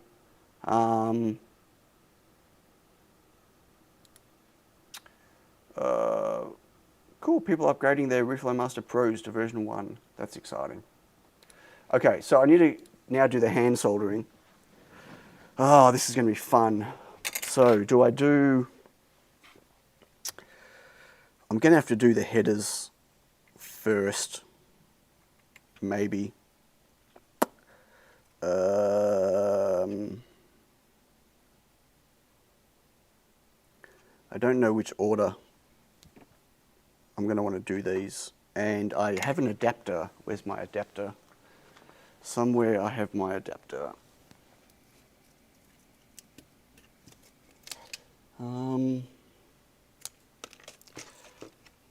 Okay, so I've got this little 3D printed adapter to help me to align the pegs, my God, I can't talk, the flexi friends. Not sure if you can see through like that. So it's designed to help for the loops to sit in and to hold them apart and straight.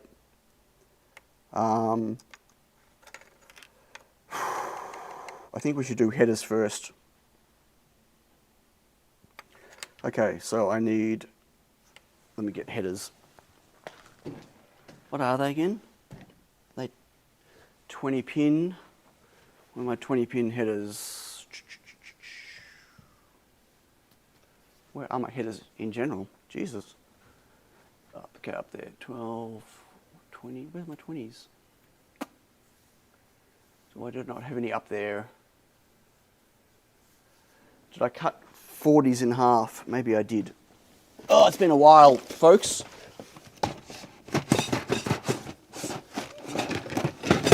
Whoops. Okay, anyway, I've got a container of, everyone see my backside? Hey, Allo Mallow. No worries, mate. Yeah, I know I told you I wasn't going to stream, but I also said to you just as you were leaving yesterday that I might change my mind because I always do in the middle of the night. So I ended up, I need to build these nanos anyway, so I thought I'll do it on stream. So I've got some old, I've got 40 pin ones I can just cut in half. Oh, if I can find my snippers.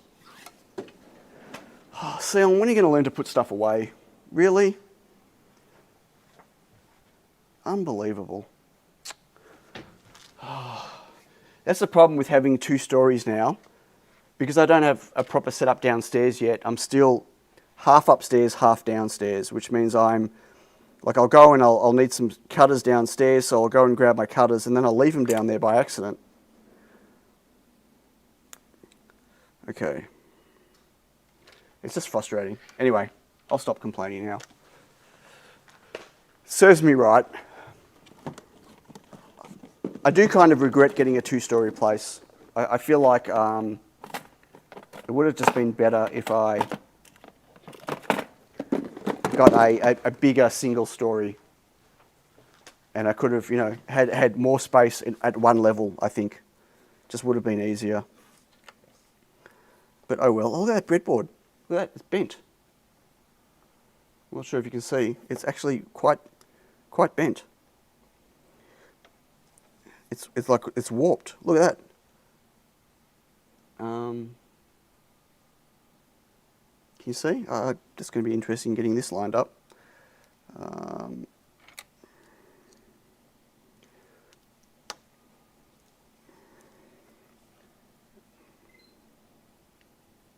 Oh, I forgot to turn my multimeter off. Thank you for turning off. Okay, so let's turn that on. Oh.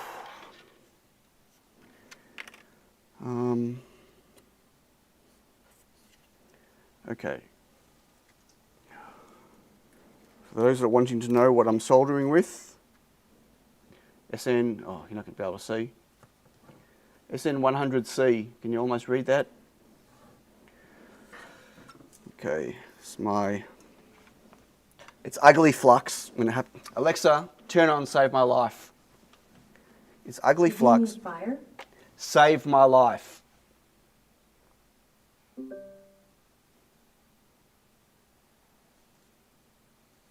Yeah, that didn't work. Alexa, turn on Save My Life. Matachi says morning, Cian. Good morning. Okay, so you'll see that this is the one that goes really bad fluxy, but it cleans really nicely.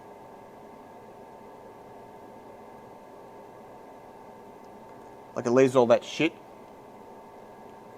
but it's because it's water-based. So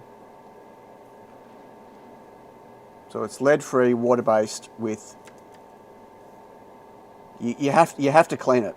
That's the whole point with water-based.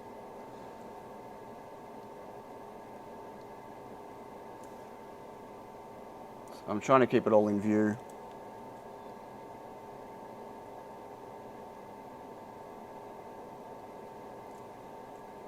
Should really hold it longer.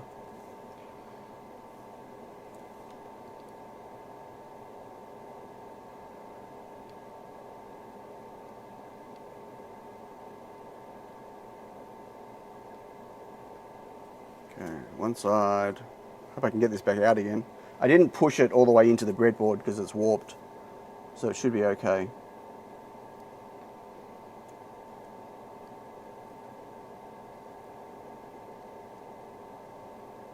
Now, I don't know if my repositioning of these slots and pins is going to work, by the way. This might be a fail.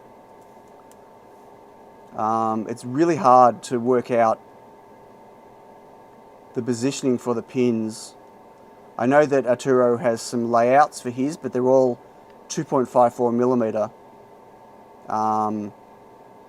And I can't just use his template. And of course my board sizes are different. Like he created them for modules and stuff, and for his stamp thing, which is obviously all completely different size and shape from my board.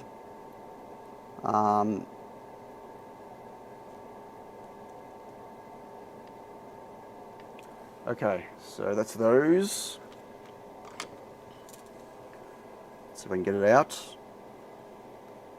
Without pulling the pins. Yep. Okay, it's not too bad. And now I need a 6-pin. Do I have 6 pins up here? Or do I have to break one? 6-pin, no, female. Male 6-pin. Oh, everyone can see my belly. Okay, male 6-pin. Wait, it is 6, isn't it? Or is it 8? 1, 2, 3, 4, 5, 6. It is 6. Except how am I gonna... Oh, maybe that'll just stay. Maybe I can just make it straight by holding it. We'll try. That looks straight-ish. I'll solder one and I'll check it.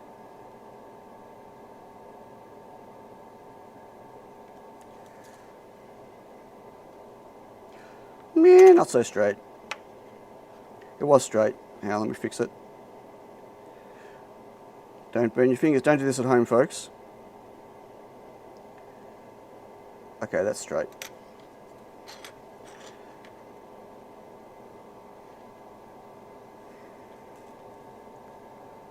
So for those that aren't aware, the EEPROM that's on here is so it knows what the adapter is when I plug it in. So I plug this into my test jig and it automatically knows it's for flashing NANOS3s. So the software just automatically picks up on it. Okay, so that looks terrible. But now, flexi friends. Firstly, I have to find where they are. I do actually have some old ones, my non-flexi friend ones, but I don't know if I've got enough. I guess I could count them. There might be enough in here. I should take one out and get a flexi friend and see if we can compare them.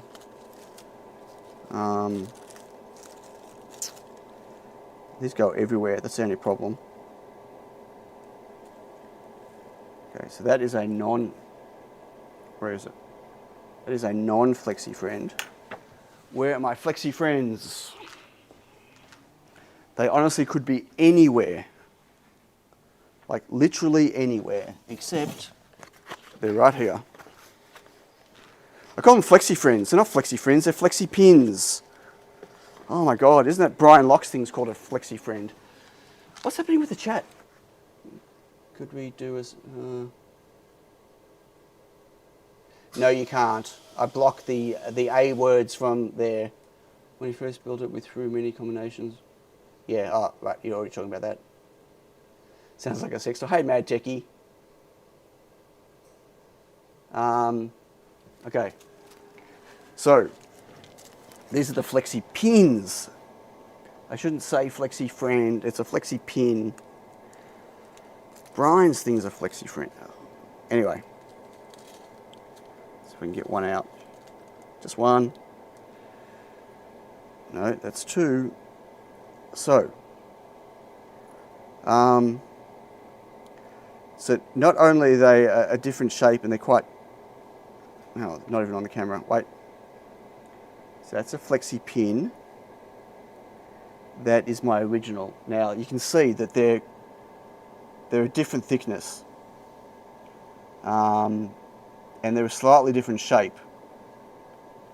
And the bigger circle makes them way more... MC Map says that you blocked the TTS name as well.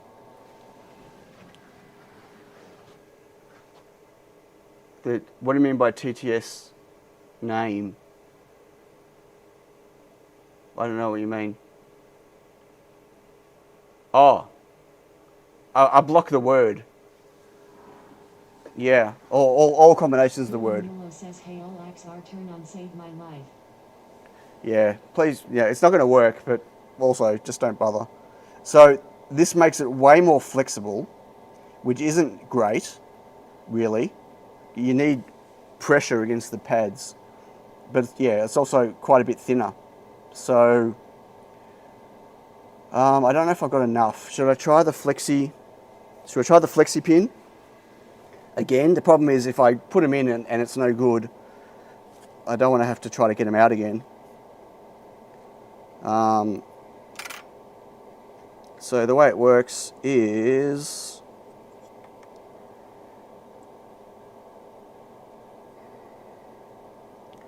they're also quite hard to get in because they're bigger. They're a bit painful.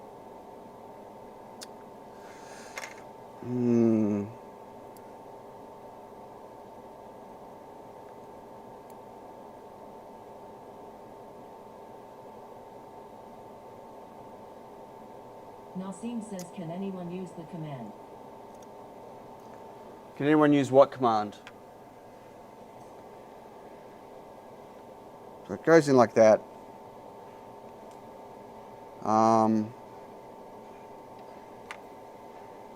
Right, and it's got the ability, Yellow flexi frames. and it's got that much movement on it. Look, we'll try the flexi pins. Should we try the flexi pins? Let's just get one on. So I have to do them one at a time because you knock one out while you might need to be higher in to get down into the groove properly. Nasim says, are they flexi enough? Intermit Tech says, stream died it seems. Tony Lamont says put one on each corner to test. Stream died? What? I didn't know. That's interesting. There's no drop frames or anything. Intermit Tech says, oh, we're back. Okay, I don't know what that was about. Sorry. Hey Tony, put one on each corner to test. Sure. Hey Nassim. Hey Henrik. Or did I already say hi to Henrik? I don't know. If I missed anyone, sorry. Andrew Fraser, hello. I don't know who I said hi to, who I haven't. Yeah, I don't know why it died. Sorry folks. Tragic says Matrix is reinstated. Yulo says, do flexi friends provide the same functionality as pogo pins? Yes, but they're a lateral movement, and they're designed to hold the board in place where pogo won't. You need something else to hold the pogo. I don't know if that's high enough. So let's get a couple of them in. As Tony said, I can put them on the corners. I can try to put them on the corners first. They're just really hard to get in place because of how big the circle part of it is.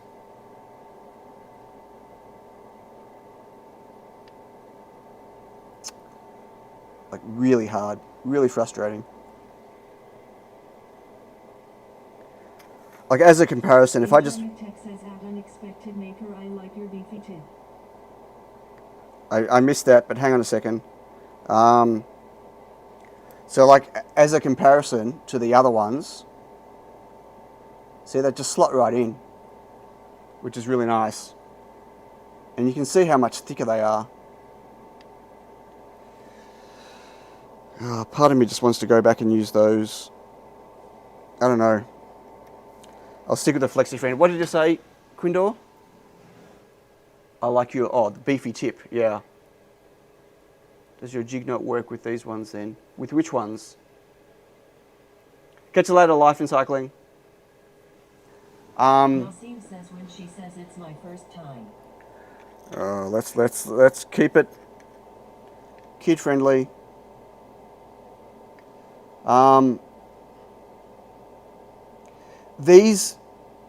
This pad layout is designed for the flexi pin.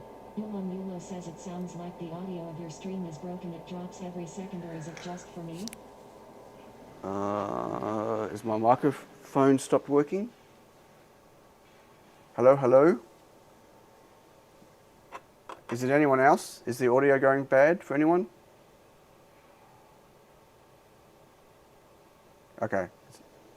Hello, Bruxus. Okay.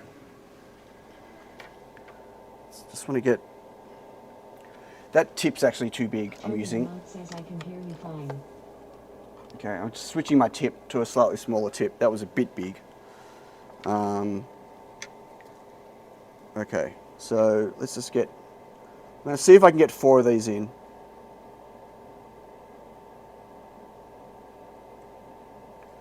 Okay, 1, 2... let's put this one back in the bag so I don't lose it. I need a whole bunch of these out.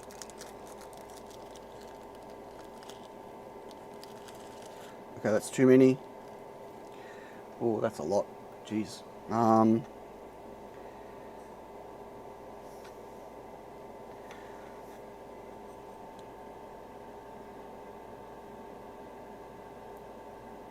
You know what? I could probably get these in with my fingers easier.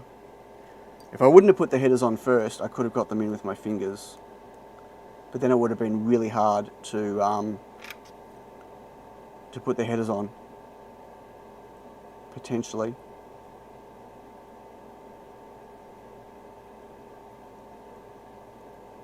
Let me see if I can get both of these in. Anyone else want to come here and solder these up? I hate doing these.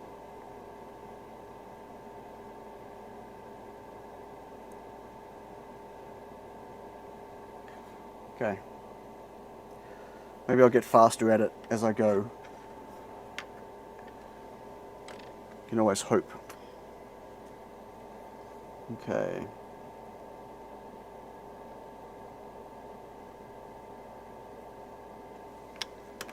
Okay, so that's 4. Let's see if we can... Says can be on a plane tomorrow.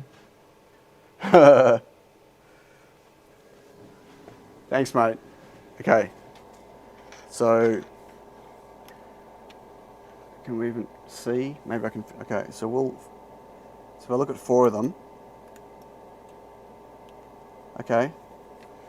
I might have got the footprint right. So you can see that they're in and they're flexing just over. Dr. Nick says, Sean, mate, I've got no Parkinson's. They're flexing just over into, which they're holding it down, right? So I can't even, like, easily, I can, see that pressure holding it? That's exactly what I want. Okay, so I got the footprint right. Yay. Now I've got to put them all the rest of them in. Seems good. Yep, except here might be a problem on this side.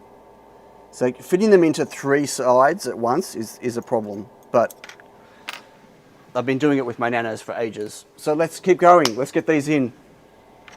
Says flexi friends for the win. Flexi friends. Says put a batch in the mail if you need help. Put a what? I missed that, Tony. Put something in the mail. Brooks says, oh, that's what goes off a super cool. I'm going to have to lift my volume because I can't hear you with the fan going. Says ordering flexi friends from AliExpress right now. From AliExpress? No, I get them from Aturo. Yeah, that's what they're for. So they're like a pogo, but they're for lateral, for holding things laterally. So this is about testing modules. I'm going to see if I can put all these in and solder them all at once. This could go badly if I knock them all out while I'm going. Oh, these tweezers are atrocious.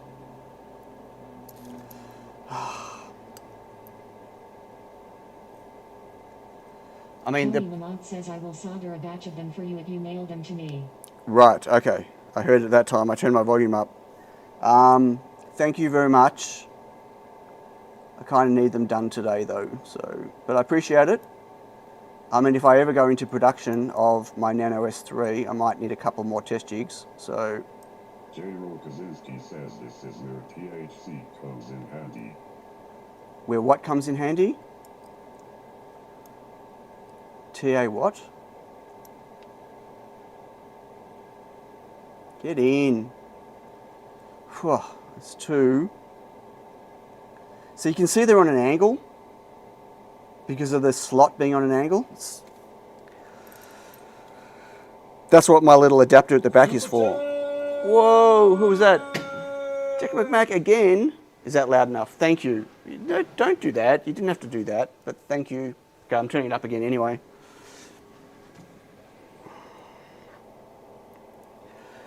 Oh, this is going to be Nasim says my app couldn't.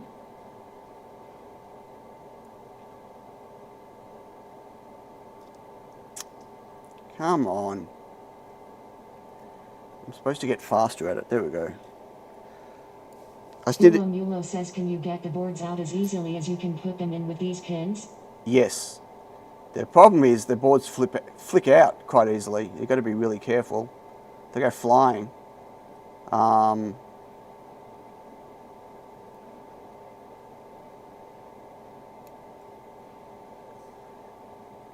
Okay, I might just solder these 4.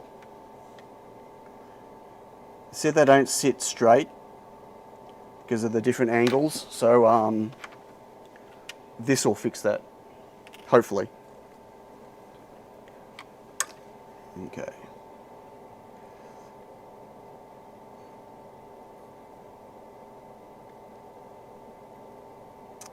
Whoops.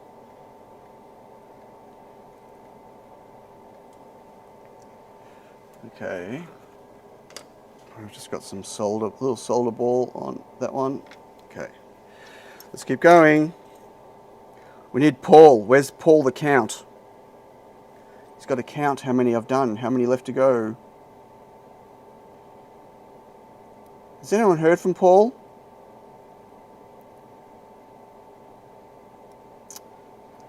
Come on. Nope. Ah.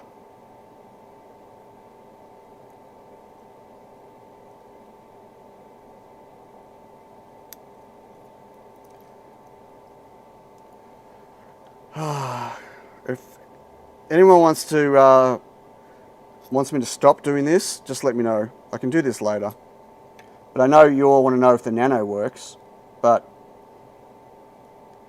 right now, to say this is annoying is an understatement. Mulo says you soldered minus 13 pins and there are still 10 E²7 to go. Oh wow, awesome, thanks. That's encouraging. Very encouraging. Not. So while we're talking, while we're not talking, while we're watching me do this, has anyone been watching, no spoilers, anyone been watching the Jack MC Mac says Digaiki has very expensive tweezers with rounded tips. Okay. Anyone been watching the peripheral? No spoilers. I'm only on, I think, episode 4, or maybe I'm on episode 5. It's pretty cool. I am enjoying it. I'm enjoying it more than I'm enjoying these pins. J-Ro Kaczynski says yes up to episode 8. Think it's the last 4 season. Mulo says, what's it about? It's based on a book. I can't remember who wrote it. Who wrote it? Is it? Anyway, name escapes me right now. Tony It's. Lamont says in episode 5 we find out Darth Vader is Luke's father. Oh my God, Tony. Tragic says what is peripheral? It's Kick them access Gibson. yes. So it's J-Ro Kaczynski says Chloe Grace Moretz. It's a sci-fi type. It's a series on Amazon Prime. It's I can't really say what it's about without giving things away. I don't like doing that, but it's pretty cool if you're into sci-fi and like VR. Oh, yeah, and anyway, futuristic-y. Yeah. Oops. That's not good. We don't want to bridge those. That'd be really bad. Okay. Whew. Got a few to go. Kick the Mac says lucky I read the book a while ago. I've not read the books, but okay, I'm just going to see if I can get these in now with the sideways as well. See, this is where it gets difficult. Very difficult to get these in.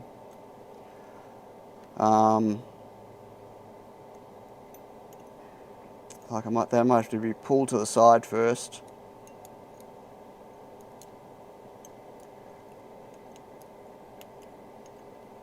Yeah, so this is okay,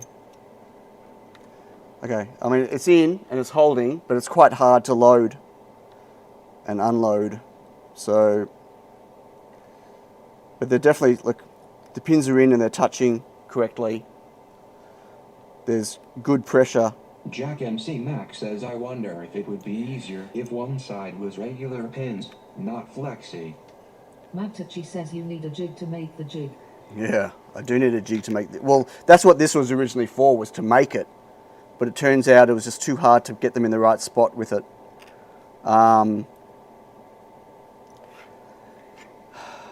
Yeah, no, there wouldn't be enough pressure though. General Kaczynski says, giving nothing away, major L-type catastrophes in one universe. That universe spawns sub-universes that then manipulates these. Yeah, he just gave it all away, Jay. Just gave it all away. Naughty, naughty. Yeah, there wouldn't be enough pressure from the other side. Nassim says. Nassim says what? General Kaczynski says, gave nothing away really. You learned this early on.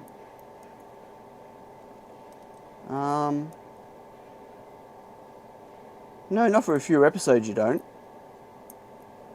But anyway, it's okay. Oh my god. This is so hard to get in. I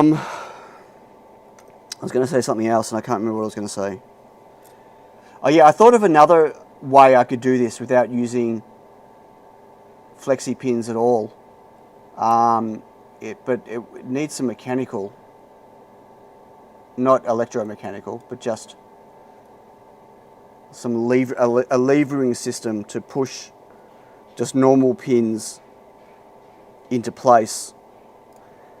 I'm not quite sure how well it would work and if there'd be enough friction between the pins and the actual castellations. Nassim says it can't read Arabic, LOL. No, it can't. Sorry. Hard enough to get it to read English, to be honest with you.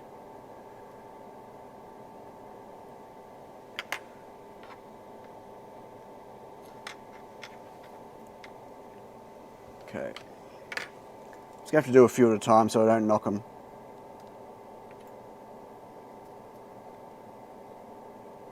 Nulo says, can it speak Australian? General Kaczynski says, okay, I gave a bunch away. Maybe more people will watch it now though, so a win for the show. Matachi says, I want to see the Nano working, let's go. I'm trying, mate. I'm going as fast as I can, honestly. As you can see, this is really not fun.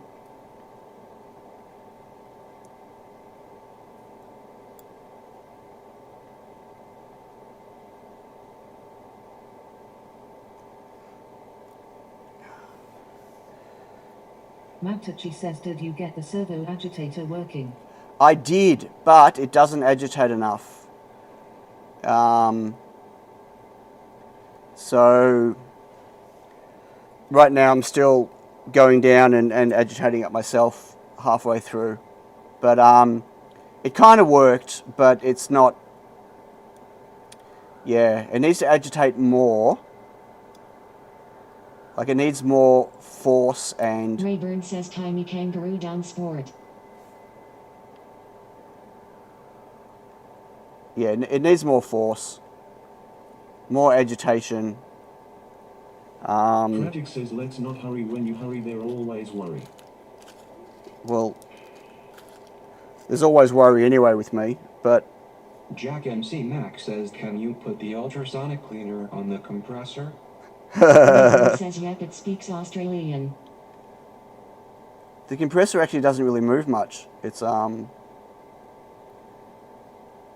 Kaczynski says solenoid may give you the force.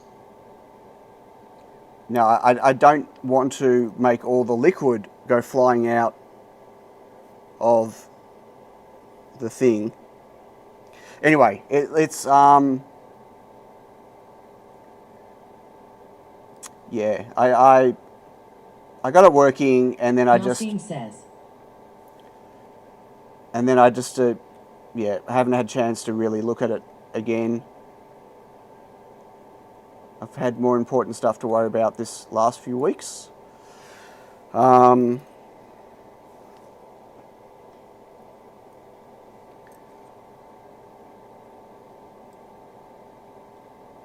I think this would be halfway. If I can freaking get that Nico in. Mulo says oi mate, I speak Australian.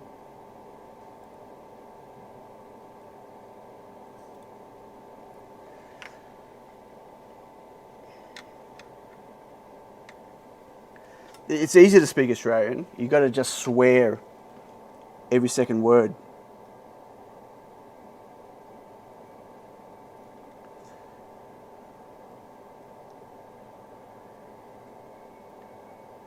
Oh, don't fall out.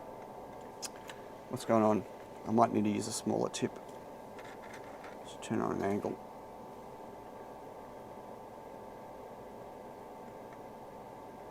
Why aren't you? Thank you. The secret engineer says my chat to speech does Arabic to English. It uses deep translate. J-Ro Kaczynski says that is why you also use a damping mechanism. It's all quite tunable. You can control solenoid power, also magnet size and spacing also. Yeah, the whole point of my little agitator was a very quick and simple and easy solution, which obviously doesn't work well enough, but yeah, I wasn't really looking at coming up with something that was, you know, required rocket science or a lot of thought. It was just an idea to see if it worked, you know. Matachi says, how about the front camera? Sorry if you mentioned it earlier in the stream. Yeah, my cameras are working now. I got new lighting modules from Neoden finally. You know, it took a lot, clearly, to get them to step in line, but they did. And my cameras are fixed. Yay. But I've still got some air issues, some nozzle pneumatic issues, which I have to solve, but Matachi says great news. yeah, I'll be solving that myself. See, the problem now, I've got that one in the way, I can't get to it. Kaczynski says the thing you come up with is to be as simple as possible, however it needs to be complex enough to actually perform its duty. Oh, absolutely. Or I just go and just agitate it myself like I've been doing. Okay, I can't even... This other Jimmy one's... Lamont says Australian English. Anything after the first syllable is fair game, just make it up as you go along. Putting the ones on the corners first has made it really hard for me to get these ones in, these last ones. It's really annoying. Okay. I don't know how I'm going to do it.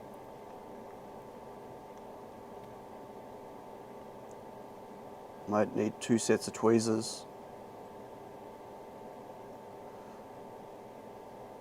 Oh my gosh. Let me try some other tweezers. Is anyone still watching? Yeah, we've lost a chunk of people. I don't blame you. Dave Odessa says, when do you have breakfast, Cian? I don't eat breakfast.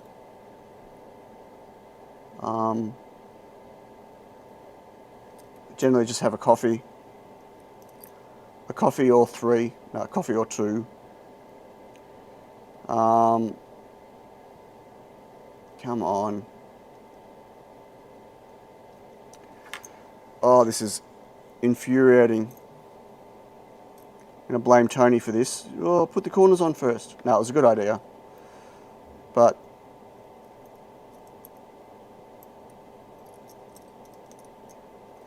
Nasim says the bot kept us entertained. Pratik says I won't see.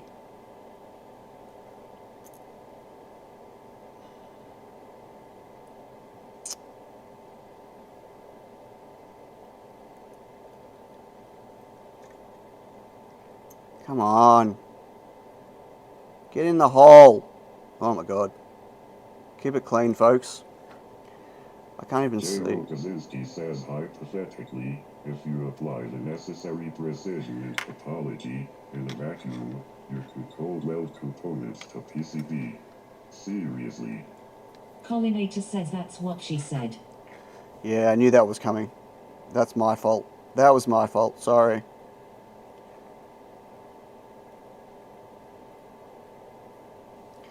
Okay, that's one side. Oh, almost done. Oh my god. If this doesn't work. Oh. Could you imagine if this doesn't work? Nasim says ag.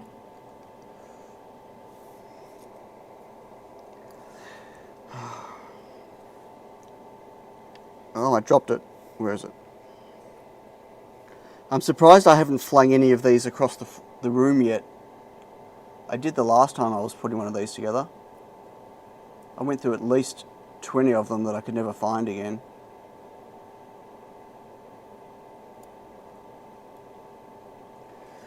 J.O. Kaczynski says what I said means. No soldering required. Nasim says knock on wood. Dutch maker says drop it like it's hot. I don't understand what you wrote, Jay. If you apply the necessary precision and topology in a vacuum. Magtachi says you'll find it when you step on it barefoot. Yeah, cold weld PCB components to PCB. Okay, I don't know where you're going with that, Jay. Like, I think are you smoking something? Because if you're smoking something and you're not sharing, well, that's just bad form. Pratik says I won't sleep unless and until I see Nano working. J.O. Kaczynski says where I am going is no solder would be required. Yeah, what are we talking about though? No soldering for what? What's the solution for? Collinator says maybe he means vapor phase reflow.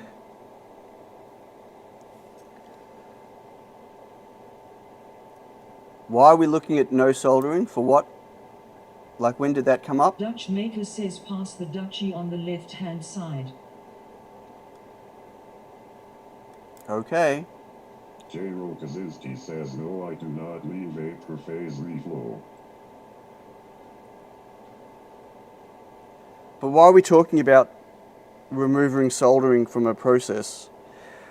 Right now the issue is insertion dilemmas. Getting little bits of metal inside little holes.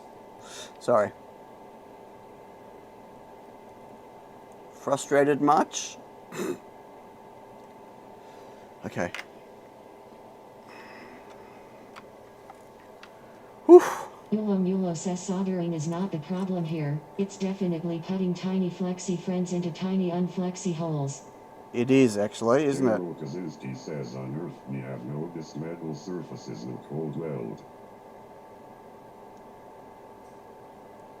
But why are we cold welding? I don't understand. What was that in response to? Like, we were talking about inserting these flexi pins and we were talking about agitating an ultrasonic cleaner. Collinator says Jay is on crack. He's not on crack. If he was on crack... Kaiser says you need a jig to make the jig section. Yes, I do.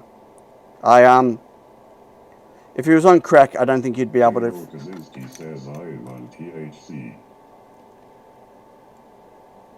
If he was on crack, he wouldn't be able to form sentences, would he? I don't know.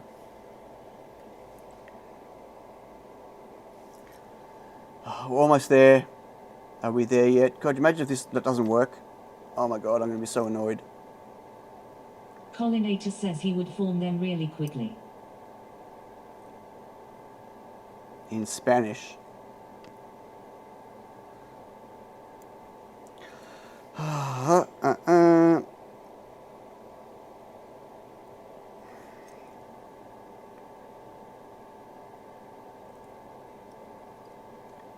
So close. Collinator says como estes. Jack MC Mac says maybe quickly desolder the last one. Nah, I'm just going to push.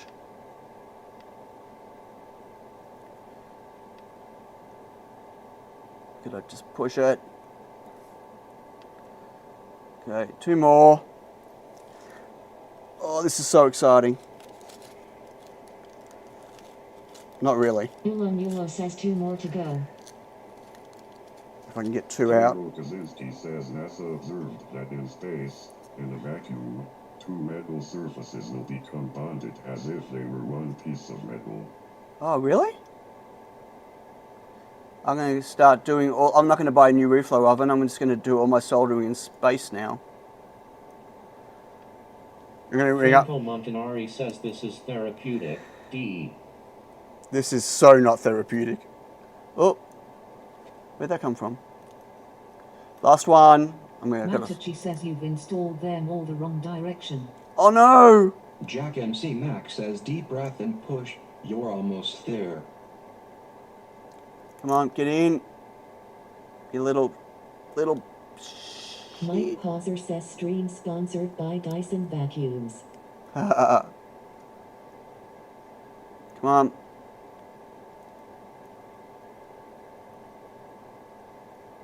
J. Kaczynski says thus, in a vacuum, with the correct engineering, you could cold weld components to a PCB.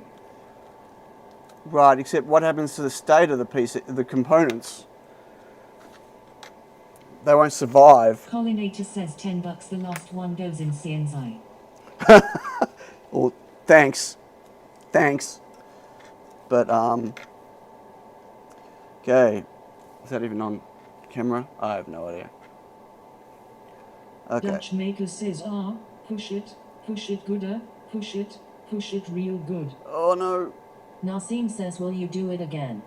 Do what again? Make another one?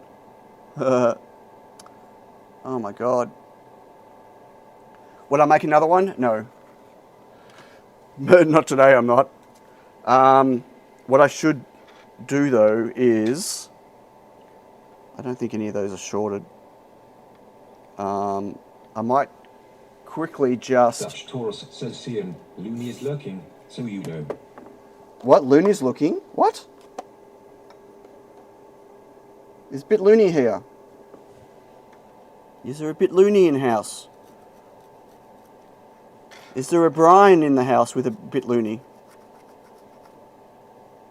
I just want to make sure there's no shorts. Because that'd suck. Bit Looney says stream sponsored by Charm High. Nulo says Looney is judging every movement you make. Oh, Bit Looney is here. Is Brian with you? Brian and Caroline and the girls? Collinator says you like short shorts. Bit Looney says Brian is just arriving at home as we speak. Oh, he's left already. Oh, no. Bummer. Okay. Time to test this. Firstly, can we get a board in? Let's see if we can get a board in. I reckon it's going to be a challenge. You know what I need to do first? I'm going to put this on the bottom. Just to make sure everything is evenly spaced. Space.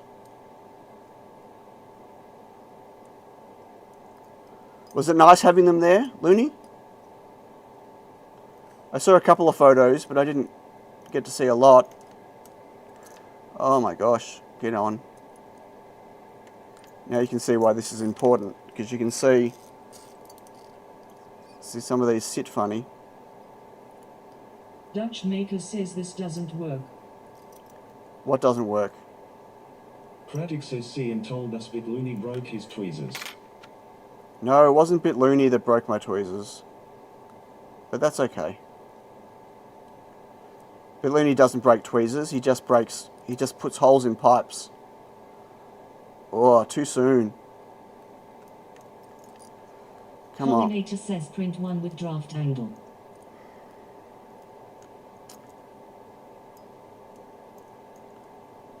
I'll get it in, don't worry. I've done this before. Believe it or not. Bitlooney says if I'm finished with his tweezers they will leak. Pollinator says that's what he said. Well, I've done this before. I don't understand.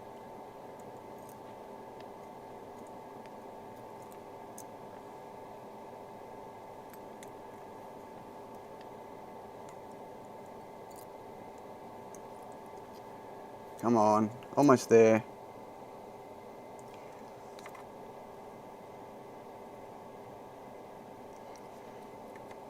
J. Kaczynski says yes, Jacket Mac. These surfaces friction thus remove a chance of bonded oxide interference. Also look up cold weld as observed on Earth Eve. One more. Come on. Come on, you can do it. Nasim says one is bending. Pollinator says hit it with a hammer. Bitlooney says are you good at Super Bomberman 2?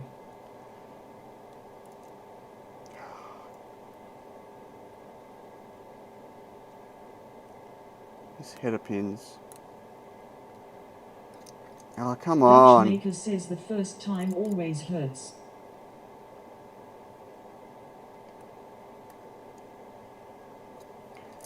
Okay, got it.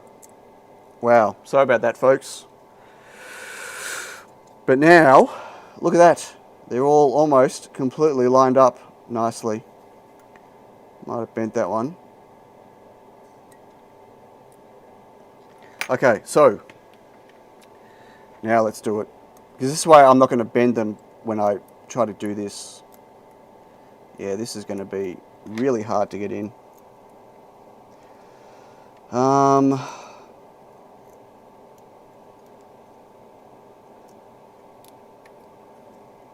Okay, it's in though. You can see all the pins are touching. But that is not really going to work on a production line. Pratic says now I can sleep finally. Well, no. Let's see if it works. Let's see if it works. I got it. But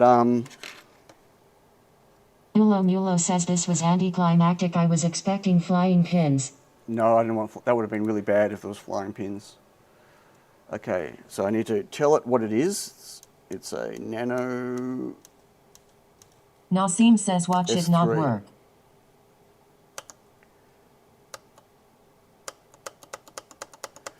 Why is it? Oh, okay. Ah, right. No 3-volt present. Tony Lamont says now we get the blue smoke of death. No 3-volt Dutch present. maker says hello magic smoke. So maybe something changed on my test jig.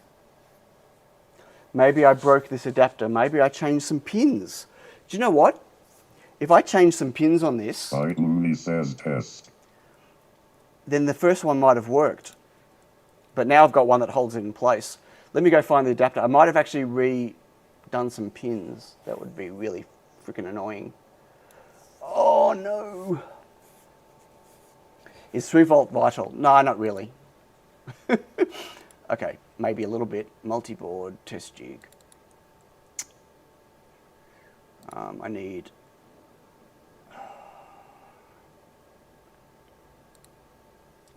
adapters.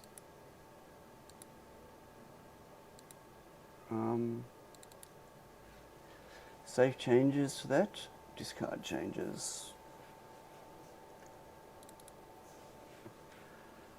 Okay, so let's have a look. I bet you I've changed a pin and forgot. so that's the adapter. I also need to get the other one open. That is so annoying, maybe.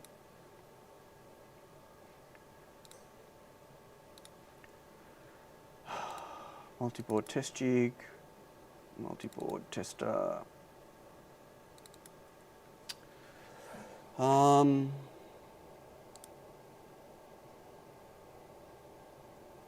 Magtachi says you need to design a 3D printed ZIF socket. Yeah, that'd be cool.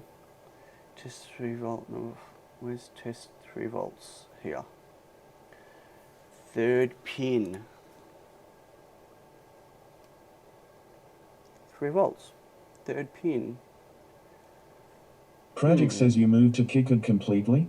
Yeah, I haven't touched Eagle in forever. Yep. So it's definitely the 3 volt test. Here is on the right pin, test 3.3 volts.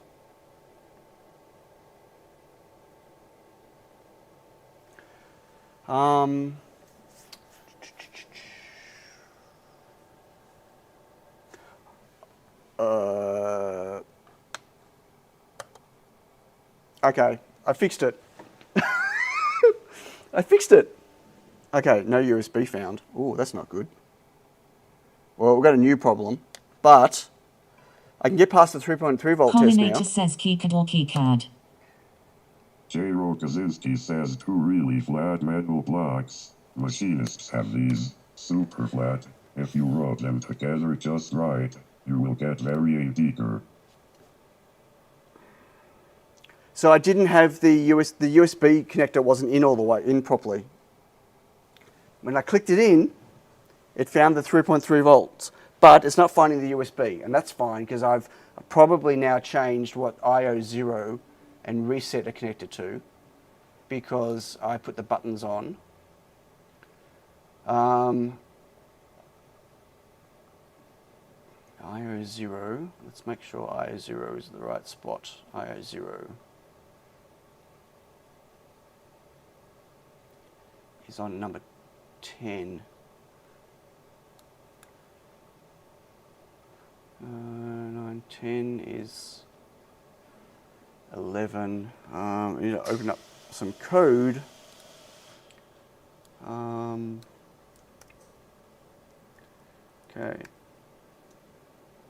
Remote connection. J-Ro Kaczynski says unexpected maker, are you cutting my speech short manually, or is your speech engine buggy? Neither. It's a limit to how much you can type. It'll just won't continue talking. It'll truncate it intentionally to stop people from having whole massive dialogues talking. Because it prevents me from talking and it prevents other people from talking. So if you want to post longer things, just don't use the say, please, because that way it doesn't get in anyone else's face, if that makes sense. J-Ro Kaczynski says gotcha. Okay, is this working? It is. So open. Open a folder. Oh, God, I hate how it does that. Test jig. I said open a folder.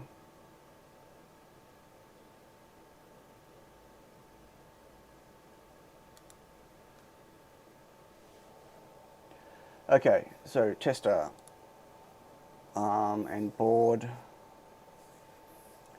adapter. So where is my tiny NANOS3? IO0 is on 10, so that's correct. So maybe it's the reset is not happening. The reset pin, but it should be. They should all be on the same thing.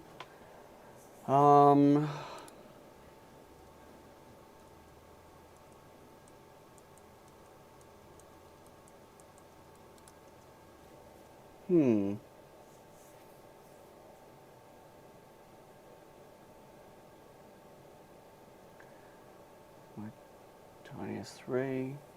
That's on 9.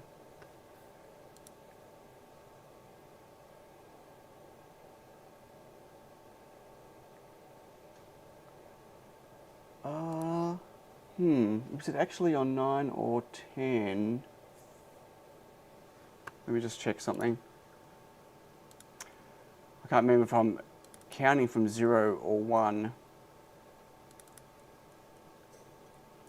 Dutch Taurus says Bitlooney wants you to scroll the text along the logo.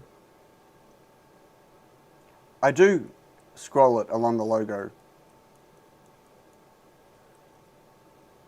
Well, the P&P is operational now. There's just a few issues still. Hang on. Where's IO 0? That's interesting. That's 11. 1, 2. Why does that say 9?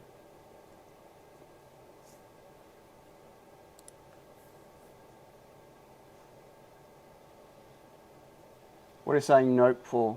Is the logo not working now?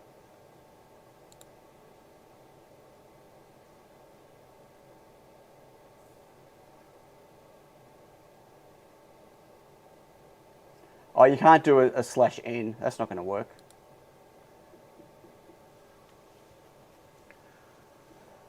Why has that...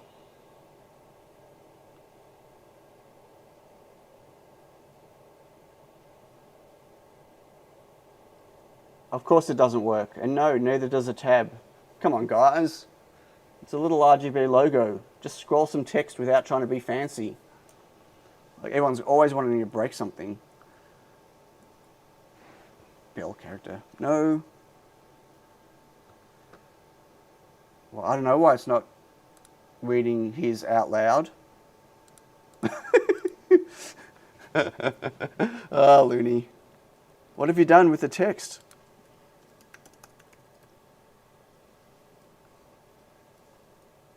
Unexpected Maker says hello. Yeah, I don't know why BitLoonies is not working. Mark Olson says testing, testing, 1, 2, 3. Maybe BitLooney tried changing his voice to something that broke it. I don't know. Why? Sorry, I'm a bit distracted. Like, I need to fix this. I need to work out why it's not. BitLooney says test. I did have this working, so why is it different now? Maybe it should be on 9. I don't know. Maybe that's a mistake. Let's try this again.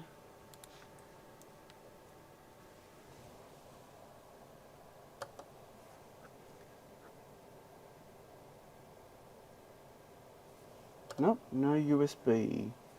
Maybe it's my USB port. Okay, hang on. Wouldn't be the first time that my USB port failed on these Raspberry Pis. Let's try that different port. Nope, no USB. So it's 5 volts is working, 3.3 volts is working. Pollinator says maybe it's Maybelline. I'm getting a power LED on. Tragic says connected broken. No. Let me put the other Nano in, the older Nano. It's going to be a pain. I know the older Nano works. I can't. This adapter's not going to work from a production point of view. This is just, it's too hard to get the boards in and out, unfortunately.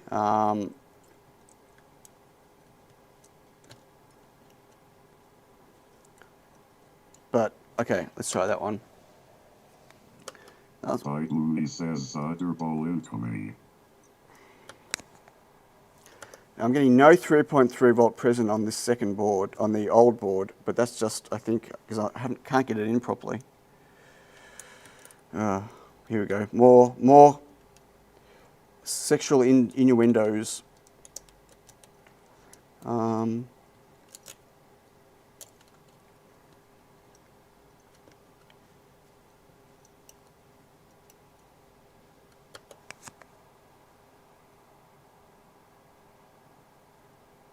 Right, that's not picking up USB either. So there's something wrong. So when I say it's not picking up USB, it either means it's not enumerating properly, which means it's not going into download mode, or it means that it's not picking up the USB because there's something with the USB connector. Maybe I wired something up wrong on the USB connector. D plus, D minus. Side Looney says solder bridge. D plus, D minus. I don't think so. Let me just check for shorts, but I'm pretty sure there's not going to be any shorts. I'll check under the microscope. I should be on my third coffee by now, and I'm not, and I'm gonna get grumpy if this doesn't work soon.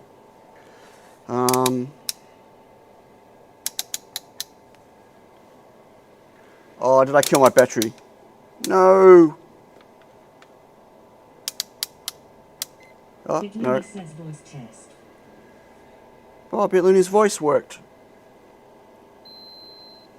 Okay, so let's just check for solder bridge. I don't think so. I forgot. Caps on the crystal.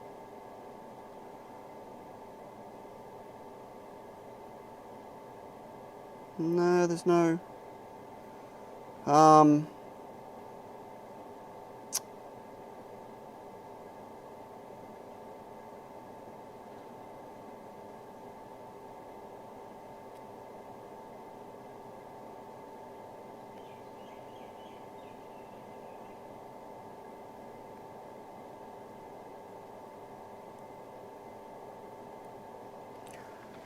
Hang on a second. Oh my god, I dropped my things on the ground.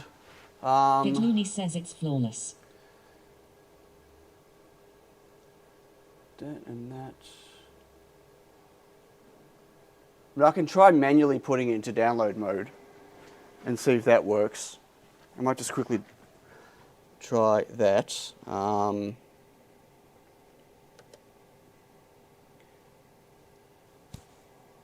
Dutch Taurus says absolutely flawless. Yeah. Looney says recomply the kernel. Mark Olson says the extra 0.2 millimeters is Captain Tape between the layers. Yeah, putting it manually into download mode isn't working either. So I think, and it's not working on either board. So the issue is going to be the adapter board. So yeah, maybe I've got a short on the adapter, or maybe let's have a look. The USB connector didn't solder properly. Mark Olson says the issue is JLC PCB. Oh, well, we won't even go there. They are 5.1K, aren't they, that I put there? Yeah, 5K1. I mean, is it a stuffed USB connector? It's possible. Let me just check there are no shorts on these pins.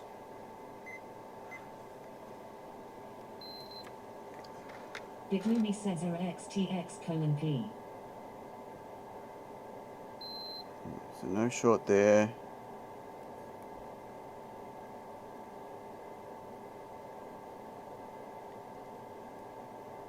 Oh, that doesn't look like there are any shorts, except this pin here looks a bit funky, but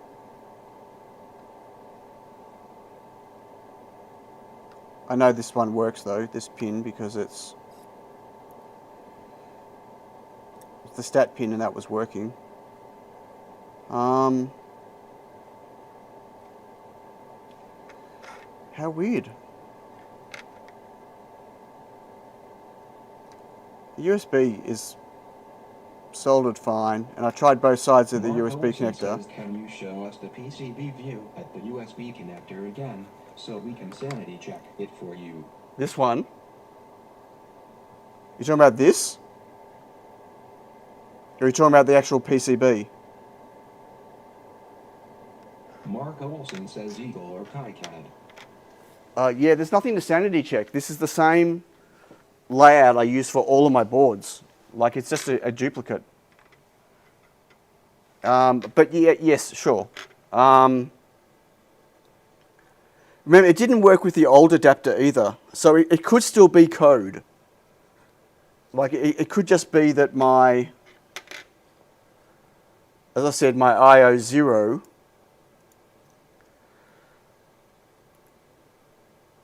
Bitlooney says checked all boot stripping pins. No, it's not strapping pins or anything. Because my previous Nano, my original Nano works fine, and my previous test jig worked because I did it, but I might have changed. Says USB cable. Hi, by the way. Hi, and no, it's the same USB cable I use for all of my things. But what I will do is, I wonder what test jig I originally did it on, because what it could be. Let me just switch test jigs.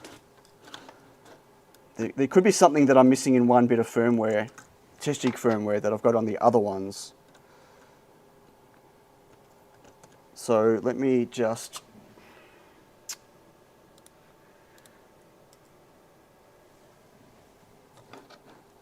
Okay, so this is now on my other test jig, which is sitting on my desk. Booting. VBAT. Bitlooney says test Okay, with it's other working. override. It's working on my other test jig. So there's something to do with the firmware. On the first jig we were using, there's something to do with that my board file, or something else that isn't compatible. Because this is working now. This is flashing. Currently flashing. Although, why is it taking so long to flash? I think it might have. Oh, okay, it errored out flashing. Why is that?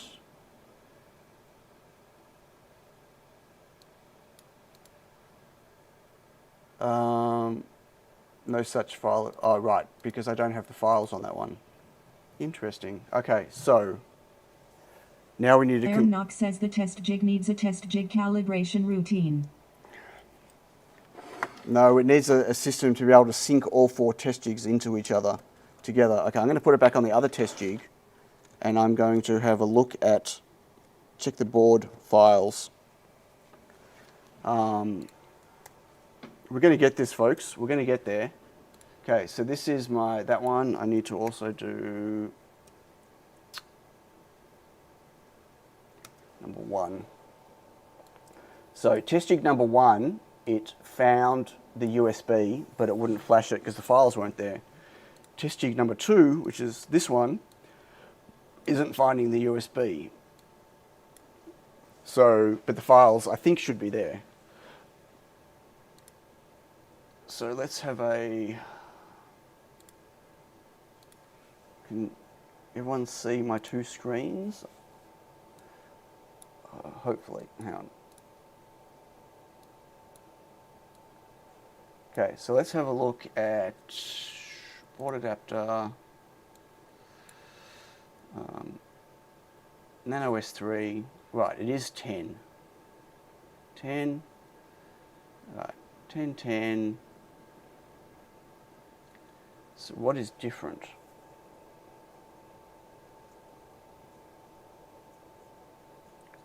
Nothing looks different. So why did that one flash? Bitlooney says I axe chat. You what did chat? I axe chat do. Oh, you asked chat GB. All right, okay. Okay, is there really no firmware? Wait, where's my firmware?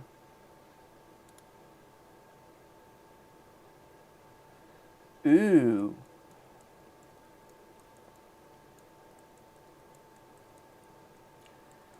It should really just be using the tiny S3 firmware. Maybe that's the problem? Nano S3. There is no Nano S3.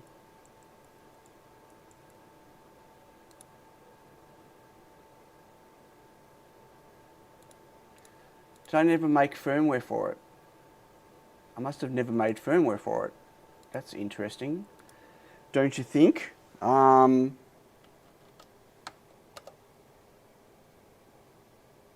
still don't know why it's not picking up USB. Oh, it picked up USB on that one now. And it's failing flashing. Okay, so let's change this over to B. Just for now, because it's the same firmware. Tiny S3. I thought I made firmware for this.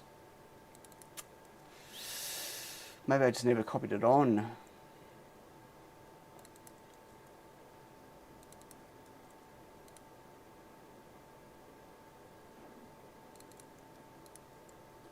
Okay, let's try this.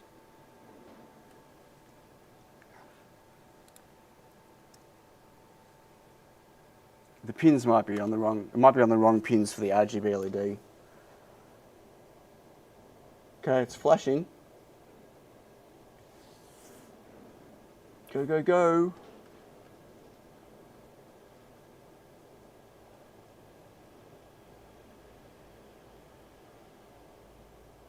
Bitloony says, one approach to testing a failing test jig is to perform a functional test to verify that the test jig is able to properly control the... What? You lost me at... So this is not flashing. It's stopped.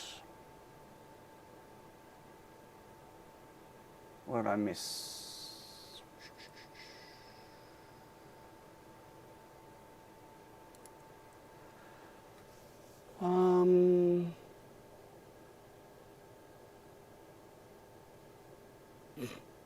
Very funny. Interesting. Bitloony says this can be done by manually setting the inputs of the test jig and observing the resulting outputs to ensure that they are correct. Yeah, no, this is a setup. This is a file setup issue, not a anything else issue. It's not a test jig issue. These test jigs, I test all my boards with these jigs in every configuration, all using the same type of test jig adapter, all with whatever. Like it's not that. Oh, right. No, why has it stopped flashing though?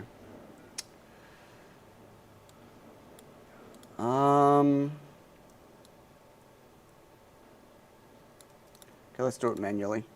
See what happens. Connecting, writing, flash. Okay, it worked that time. Bitloony says another approach is to perform a signal integrity test to verify that the signals being sent to and from the MCU are of sufficient quality. But which MCU are you talking about? This is a Raspberry Pi test jig. The issue is not talking to the MCU. The issue is potentially my I/O mapping for the adapter. But in this case, that just flashed.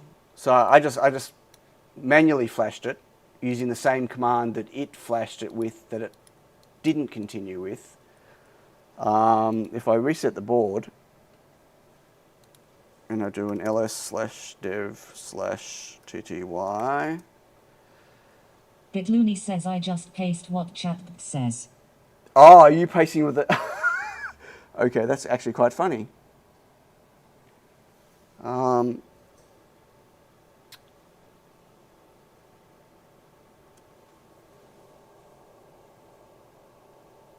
Why is that not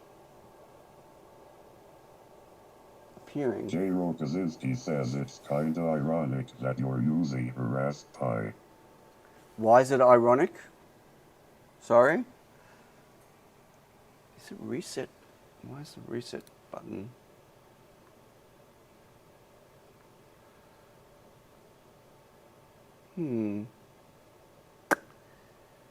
So is that not, why is that not coming back enumerating?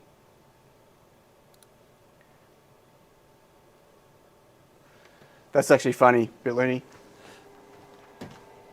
It's a, is it a killer whale or a,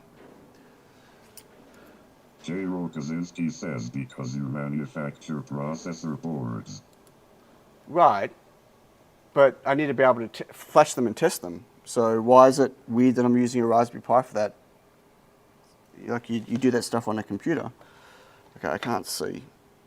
That LED is still too bright, even with a 5 point. Is that resetting? You need to be able to flash and test the boards. It doesn't look like it's enumerating.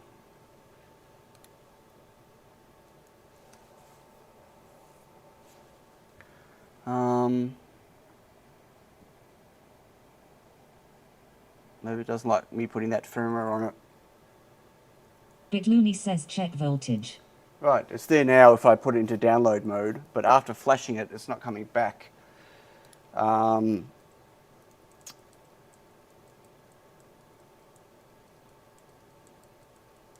me just, again, it could be the file I'm using. It could be maybe my firmware's writing to the wrong spot. J.Ro Kaczynski says use.or build one of your processor boards to test subsequent boards. No? No, absolutely not. How do I flash an ESP32 from an ESP32? I need to flash. How do I install CircuitPython onto an ESP32 from an ESP32? It's not testing. It's not just testing. It's doing everything. It's right. I might have the wrong offsets.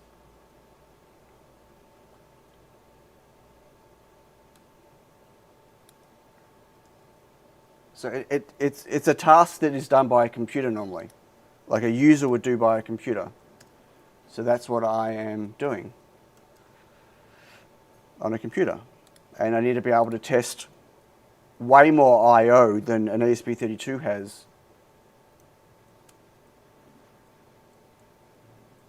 Okay, flash, go, do it, do it. BitLooney says emulate a Raspberry Pi on the S32. Or just use a BitLooney Raspberry says Pi. and run Doom. And run Doom, yeah.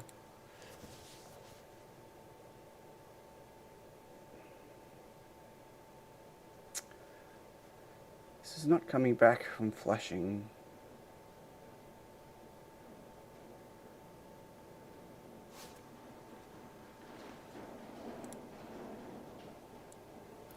I thought I made some Raspberry, maybe I've got some Raspberry Pi test. I've got, just hold on. No, Nano firmware. Let me see if I've got Nano firmware. Tiny UF2 ports, ESP32, not expressive. Build NANOS3. I do have NANOS3. I just never copied it in. Okay, let me oh, this is going to be fun. New.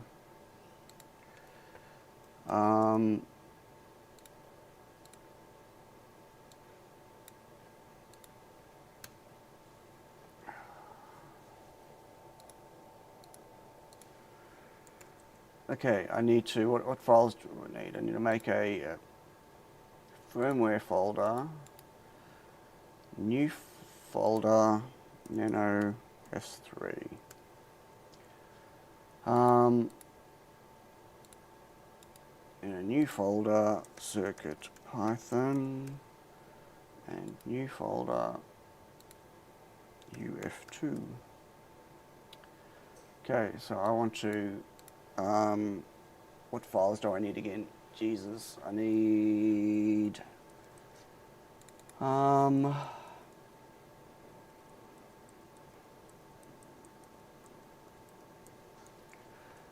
okay, SCP OTA underscore bin to pi at Raspberry Pi 2.local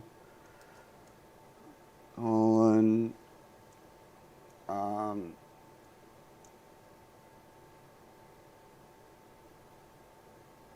slash home/pi/test. Bitloony says bedtime for me. Good luck with the flashing. Thanks, mate. Have a good sleep. NANOS3/UF2/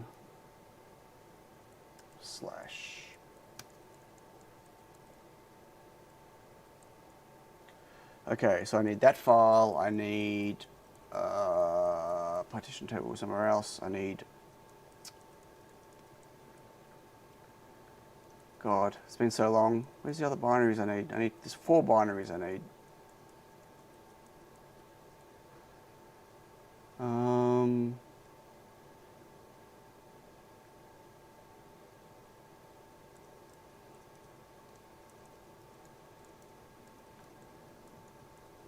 Where's firm? Oh, TinyF2.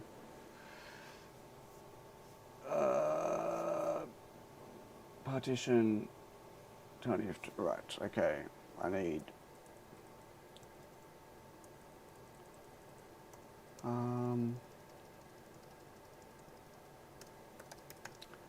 TinyF2.bin. And then I need the partition. Need bootloader.bin. So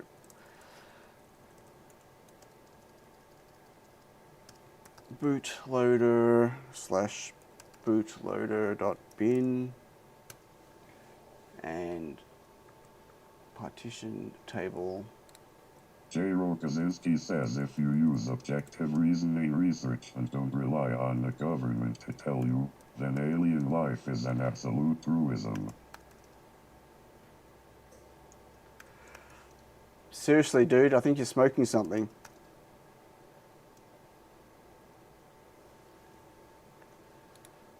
Okay, so that should be the Nano firmware.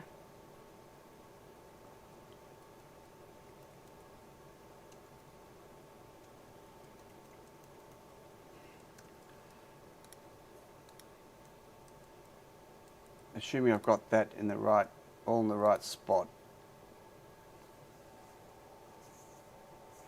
Okay, so let's try, not that one.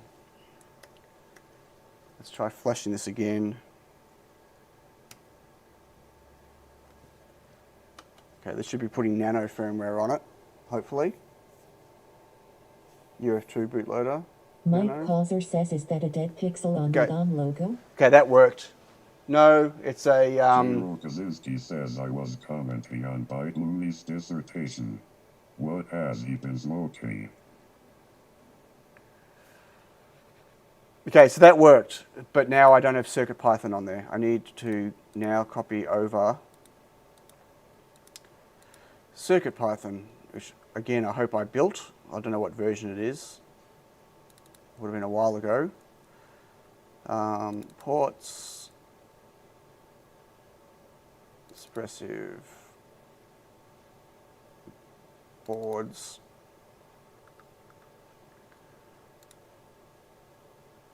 What? When did I do a clean? No. I don't have Nano on here anyway. NANOS3 on here. Okay, so maybe we can stick still the tiny S3 firmware on.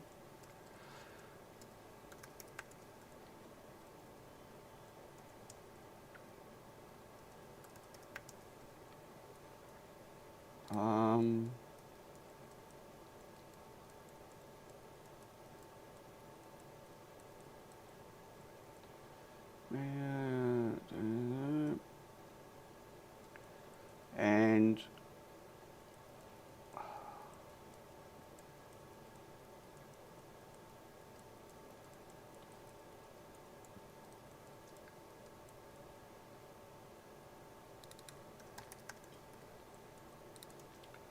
let's try this.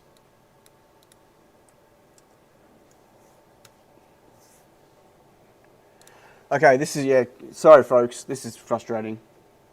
The board's working. I just copied firmware onto it. The board's working. It's not allowing me to get past and do, oh, RGB LED is working.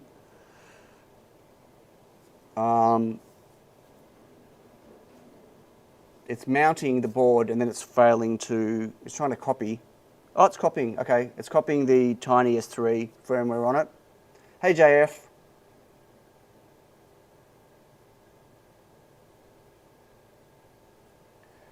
I don't know what the rule is, Mark. Okay, remounting. And, oh, testing board. It's going to fail the tests. Probably, because it's using the wrong... Yeah, it failed the test because the I/O. It's trying to use the Tiny Pico, the Tiny S3 I/O. So it failed the I/O, but it passed everything else. Connected to Wi-Fi in 3.8 seconds. Wi-Fi passed. 8 megabytes of RAM. 4 megabytes of flash left. Detected VBus. It's just the I/O is the, yeah, because it's doing the wrong test. Okay, so the board works. And the test jig works. And I just have to, I was putting the wrong firmware on. So I just have to now build CircuitPython and then set up the test to be able to test all of them. How many boards justify a testing jig? In this case, one. I've got no other way of testing a Nano S3 without a test jig, without an adapter of some point. But the same test jig will then goes into production, I guess. But it's the one test jig. Well, I got 4 of them. I use different adapters for each one. So it's the same. So like, yeah, I don't have to reproduce the test jig each time. I just make a, here's an adapter for a Feather S3, and here's an adapter for a Pro S3, and there's an adapter for a Tiny S3, and there's an adapter, this is the older one, for a Nano S3. They're just a different adapter that goes onto the same test jig.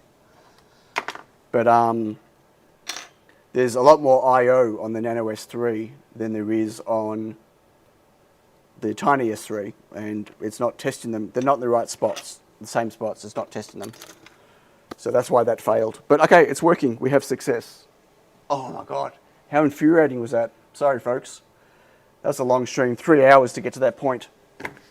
But I see no burger. Hello, Alan. Oh, burgers. I could do a burger for breakfast, actually. I'm hungry. Who was it that brought up breakfast before? Now I'm hungry and I need another coffee. So we have a working test jig, so a working adapter and a working board. But now I need to respin the board and put a new antenna on it. Oh, did we want to put a red antenna on it? We did, didn't we? Shall we do that quickly? Oh, I need coffee number 2. Shall we put an antenna on, a red one? Let's do it. Come on. Let's put a red antenna on. Where did I put my antennas? Did I put it back in the thing? I think I did. I did. Okay, let's take an antenna out. And we're going to hot air an antenna on. And we can put it back in the test jig and see what happens with the Wi-Fi test. Okay, so I'm going to flatten my battery. Keep doing that. Board. Turn on. Okay, focus.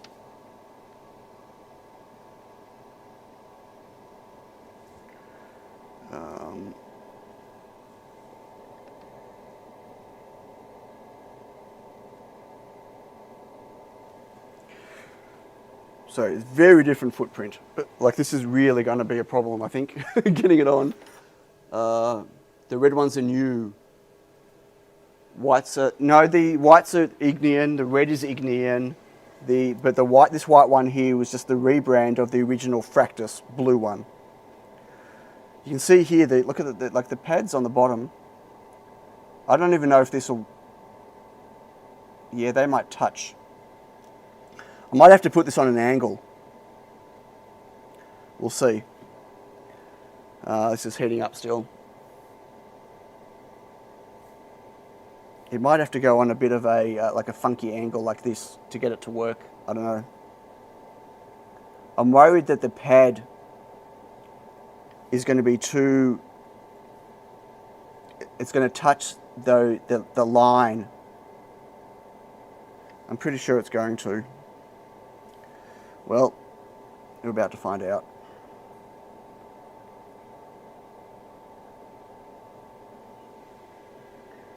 So I'm not putting it on yet, but if I put it next to, maybe we can have it just, I think if it touches that line, I think that's going to be a problem. So I might need to just push it up.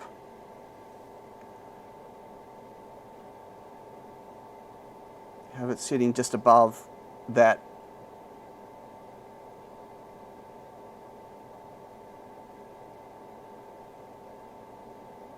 Maybe if I do it just like that, it might work. God, that looks weird, doesn't it?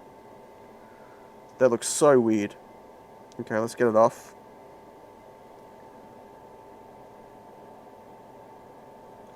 Needs a clean, this board. Okay, it's on the heatsink. Let's turn that off. Okay, let it cool down and we'll put it back in the test jig and see what happens. But that looks super weird, a red antenna.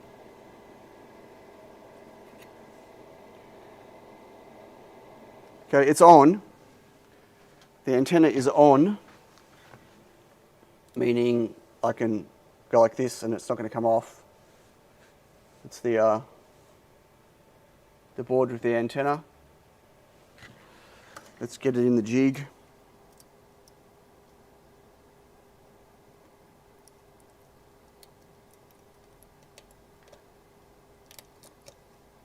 J. Rokaczynski says test it, baby. Okay, flashing. Wait, okay. You see it flashing, and it's mounting, it's about to copy. I could have done a quick test actually. Tinklenack says what PCB color goes with red? Black. Black and red.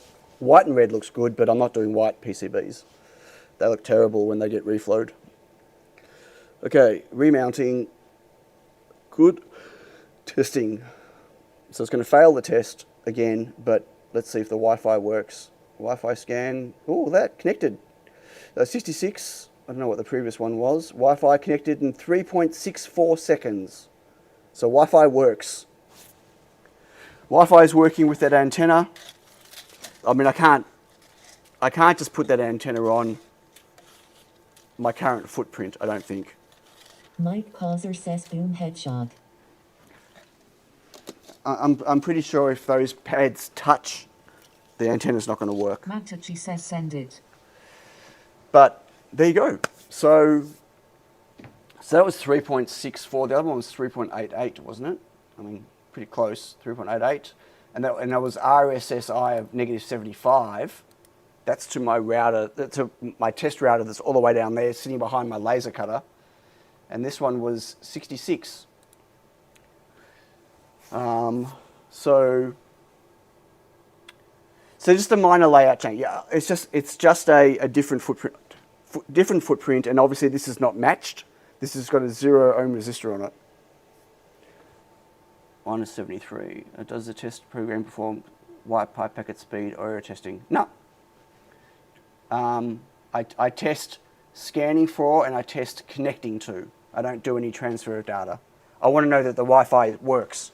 I don't care how well it works. I mean, that's from a test jig point of view, I should have already solved what the matching network is and the Wi-Fi capability is, right? So it's just a matter of ensuring that the antenna is soldered correctly, that the LNA pin is soldered correctly, that the matching network is soldered correctly. And if they're not soldered correctly, it won't connect to the Wi-Fi AP. Or it'll connect with a very long connection time, like 6 seconds, 12 seconds. I think anything above 4 seconds and I fail the test for Wi-Fi. Hey, Jet Gyrotech. There's no fireplace. I don't have a fireplace animation. Hello, KF. Hello, anyone I haven't said hi to. Kujim. Not really. Like, it's not going to reveal issues with my manufacturing of my boards. it'll reveal issues with my matching network, but that's, again, should have already been solved. So, like, what would it reveal? Trying to send packets of data. Like, the connecting to an AP is sending and receiving packets of data, right? Yeah, it'll take forever to test every board doing every type of Wi-Fi and radio test. I mean, if that's the case, I should be testing Bluetooth, and I should be testing all different forms of, you know, of BLE as well.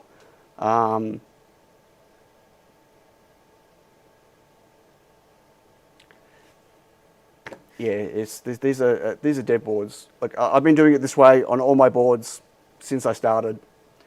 Apart from that little interesting fiasco with my S3 stuff at the start, which was whatever.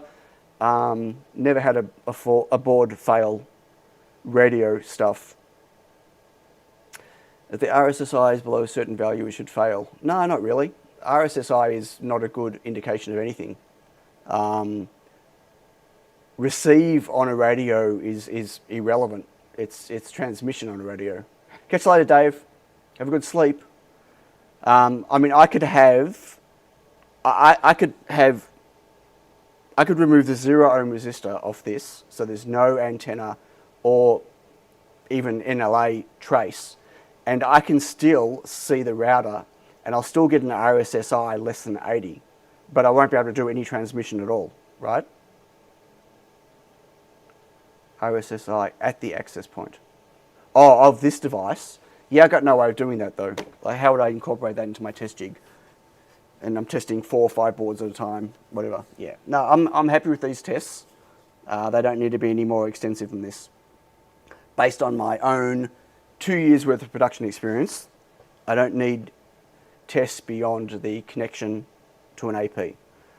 If there was an issue, it would not connect, or it would take ages. If the error rate was high, or there was an error rate, then it would take too long to connect to the AP. And as I said, anything above 4 seconds will fail the AP connection test on the Wi-Fi. So I'm pretty happy with that. I think that's okay. So we have success. Test all the data and put it all online and have a QR code so people can see the data of their board. Yeah, you are trolling, but I do actually put on all of my boards the test results. When you go and have a look at a... What do I got here? Do I have one? Do I have a board? If you take a tiny S3, for instance, like it ships a circuit Python on it, and you plug it in, and you look at the USB, it actually has the test results in there, and you can have a look at it all. Jay, I'm not saying that those tests aren't valid. They're super valid, right? And they're, you know, you're right, they are important tests for end user products. And whatever, like in terms of what I'm doing, I couldn't scale that. Like it would just, my tests would take too long. It would take too long to do boards, and you know, I'd have to put completely different data and test information on this. I'd have to have a completely different test setup to be able to do all of that. I just think going that far for my products isn't relevant. Like I know, like if I have a board that has a badly soldered radio pin, or there's an issue with, for instance, the matching network, like I know from my testing, it'll pick that up. Like it'll fail the connection test, and I'll go have a look at the board and I'll go, oh, there you go. That, you know, component isn't sitting right. So my tests do trap for those situations. MQTT on my soldering station. Okay, yeah, I don't need that. Anyway, we have success. I'm happy with that. I am going to, I don't think there's anything else to, I mean, I've got other boards to build. Where did I put them? Anyway, I should make more Nano S3s so an iron could turn on. Might save my life then. That's true. Anyway, I'm not buying a new soldering station. I'm happy with mine. I think it's coffee time, and I need to pack. I need to send some boards off to Pomeroni. Sorry, I'm still scattered. And I'm waiting for more reels of chips from Espressive to finish some orders. Is this a new piece? Now, this is my NANOS3. It was going to be my final revision of my NANOS3. It's an ESP32S3 version of my Tiny Pico Nano. Do I have one of those around? So that's my Tiny Pico Nano. So that's like my Tiny Pico. So it's a Pico D4. And then this is a drop-in replacement with an S3 chip on it. So, yeah. I might actually penalize these and make some. Uncertified, unmatched. Make some if folks want to play with them. It's not a bad idea. Kick the Mac says congrats in getting the pick and place and air compressor up to speed long haul. Yeah, it's been an interesting challenge. I haven't organised for them to derate the compressor yet, but the soundproofing sound barrier stuff I did yesterday is working quite well. For those that are unaware, my new compressor makes a lot of noise, as in it's nothing wrong with it, it's just much louder than the Scroll was, and where it sits is just really echoey, and so it's annoyingly loud. I had the compressor guys come down yesterday to have a chat about it, what we can do. I've put some acoustic paneling up around it, but I can't box it in because it'll get too hot. I'll have issues. That's helped a little bit, but they've suggested I derate it. It's a 20 CFM unit. I don't even need half that at the moment. So they're suggesting I derate it down to 16 CFM, which will make it run slower and make it be much quieter. It's hard to swallow the amount. That was an expensive compressor. I mean, the compressor that I really would have liked is what my mate Lockie's got. It was a Kaiser, or however you say it. I mean, his was 17 grand. But he needs the throughput for his. He's got a massive router, big routing table. Yeah, the Scrolls are expensive, and the oil-free is expensive, and I would have preferred to stay oil-free, but it was too much money. It was going to cost me $12,000 for a compressor to stay oil-free. Yeah, this was an unexpected expense, but it's done. I just have to decide if I'm going to get it derated or not. And I have some other pick and place news, but soon, not yet. Soon, my line's going to be growing.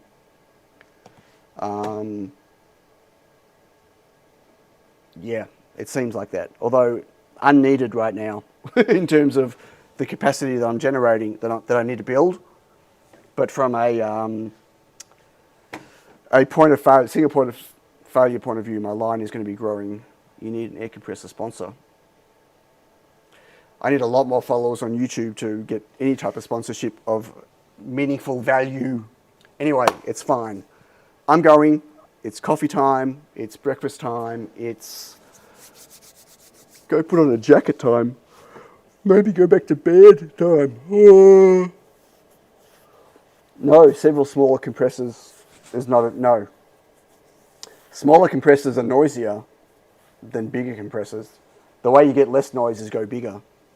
And then having multiple compressors trying to do the same feed-in line is just, just need the one. Having two smaller ones doesn't give me redundancy if one of them fails, because then one of them won't be powerful enough or throughput enough to run my line. So, yeah. Anyway, thanks Quindor and Mad Techie. Yeah, I need multiple. Well, I had a backup air compressor and it cracked. The air outlet cracked on it, and it can't really be fixed. So that's a whole nother bit of pain. Thanks, Peter. I hope you've been able to work during this. I'm actually quite cold. I don't know why it's so cold. I mean, I know it's cold because it's been raining. It's a cold day today, but it's normally quite, I feel warmer up here. But I don't know. Anyway, coffee time. Catch you all next week. Thanks for joining. Those of you stuck around. We won in the end. Yay.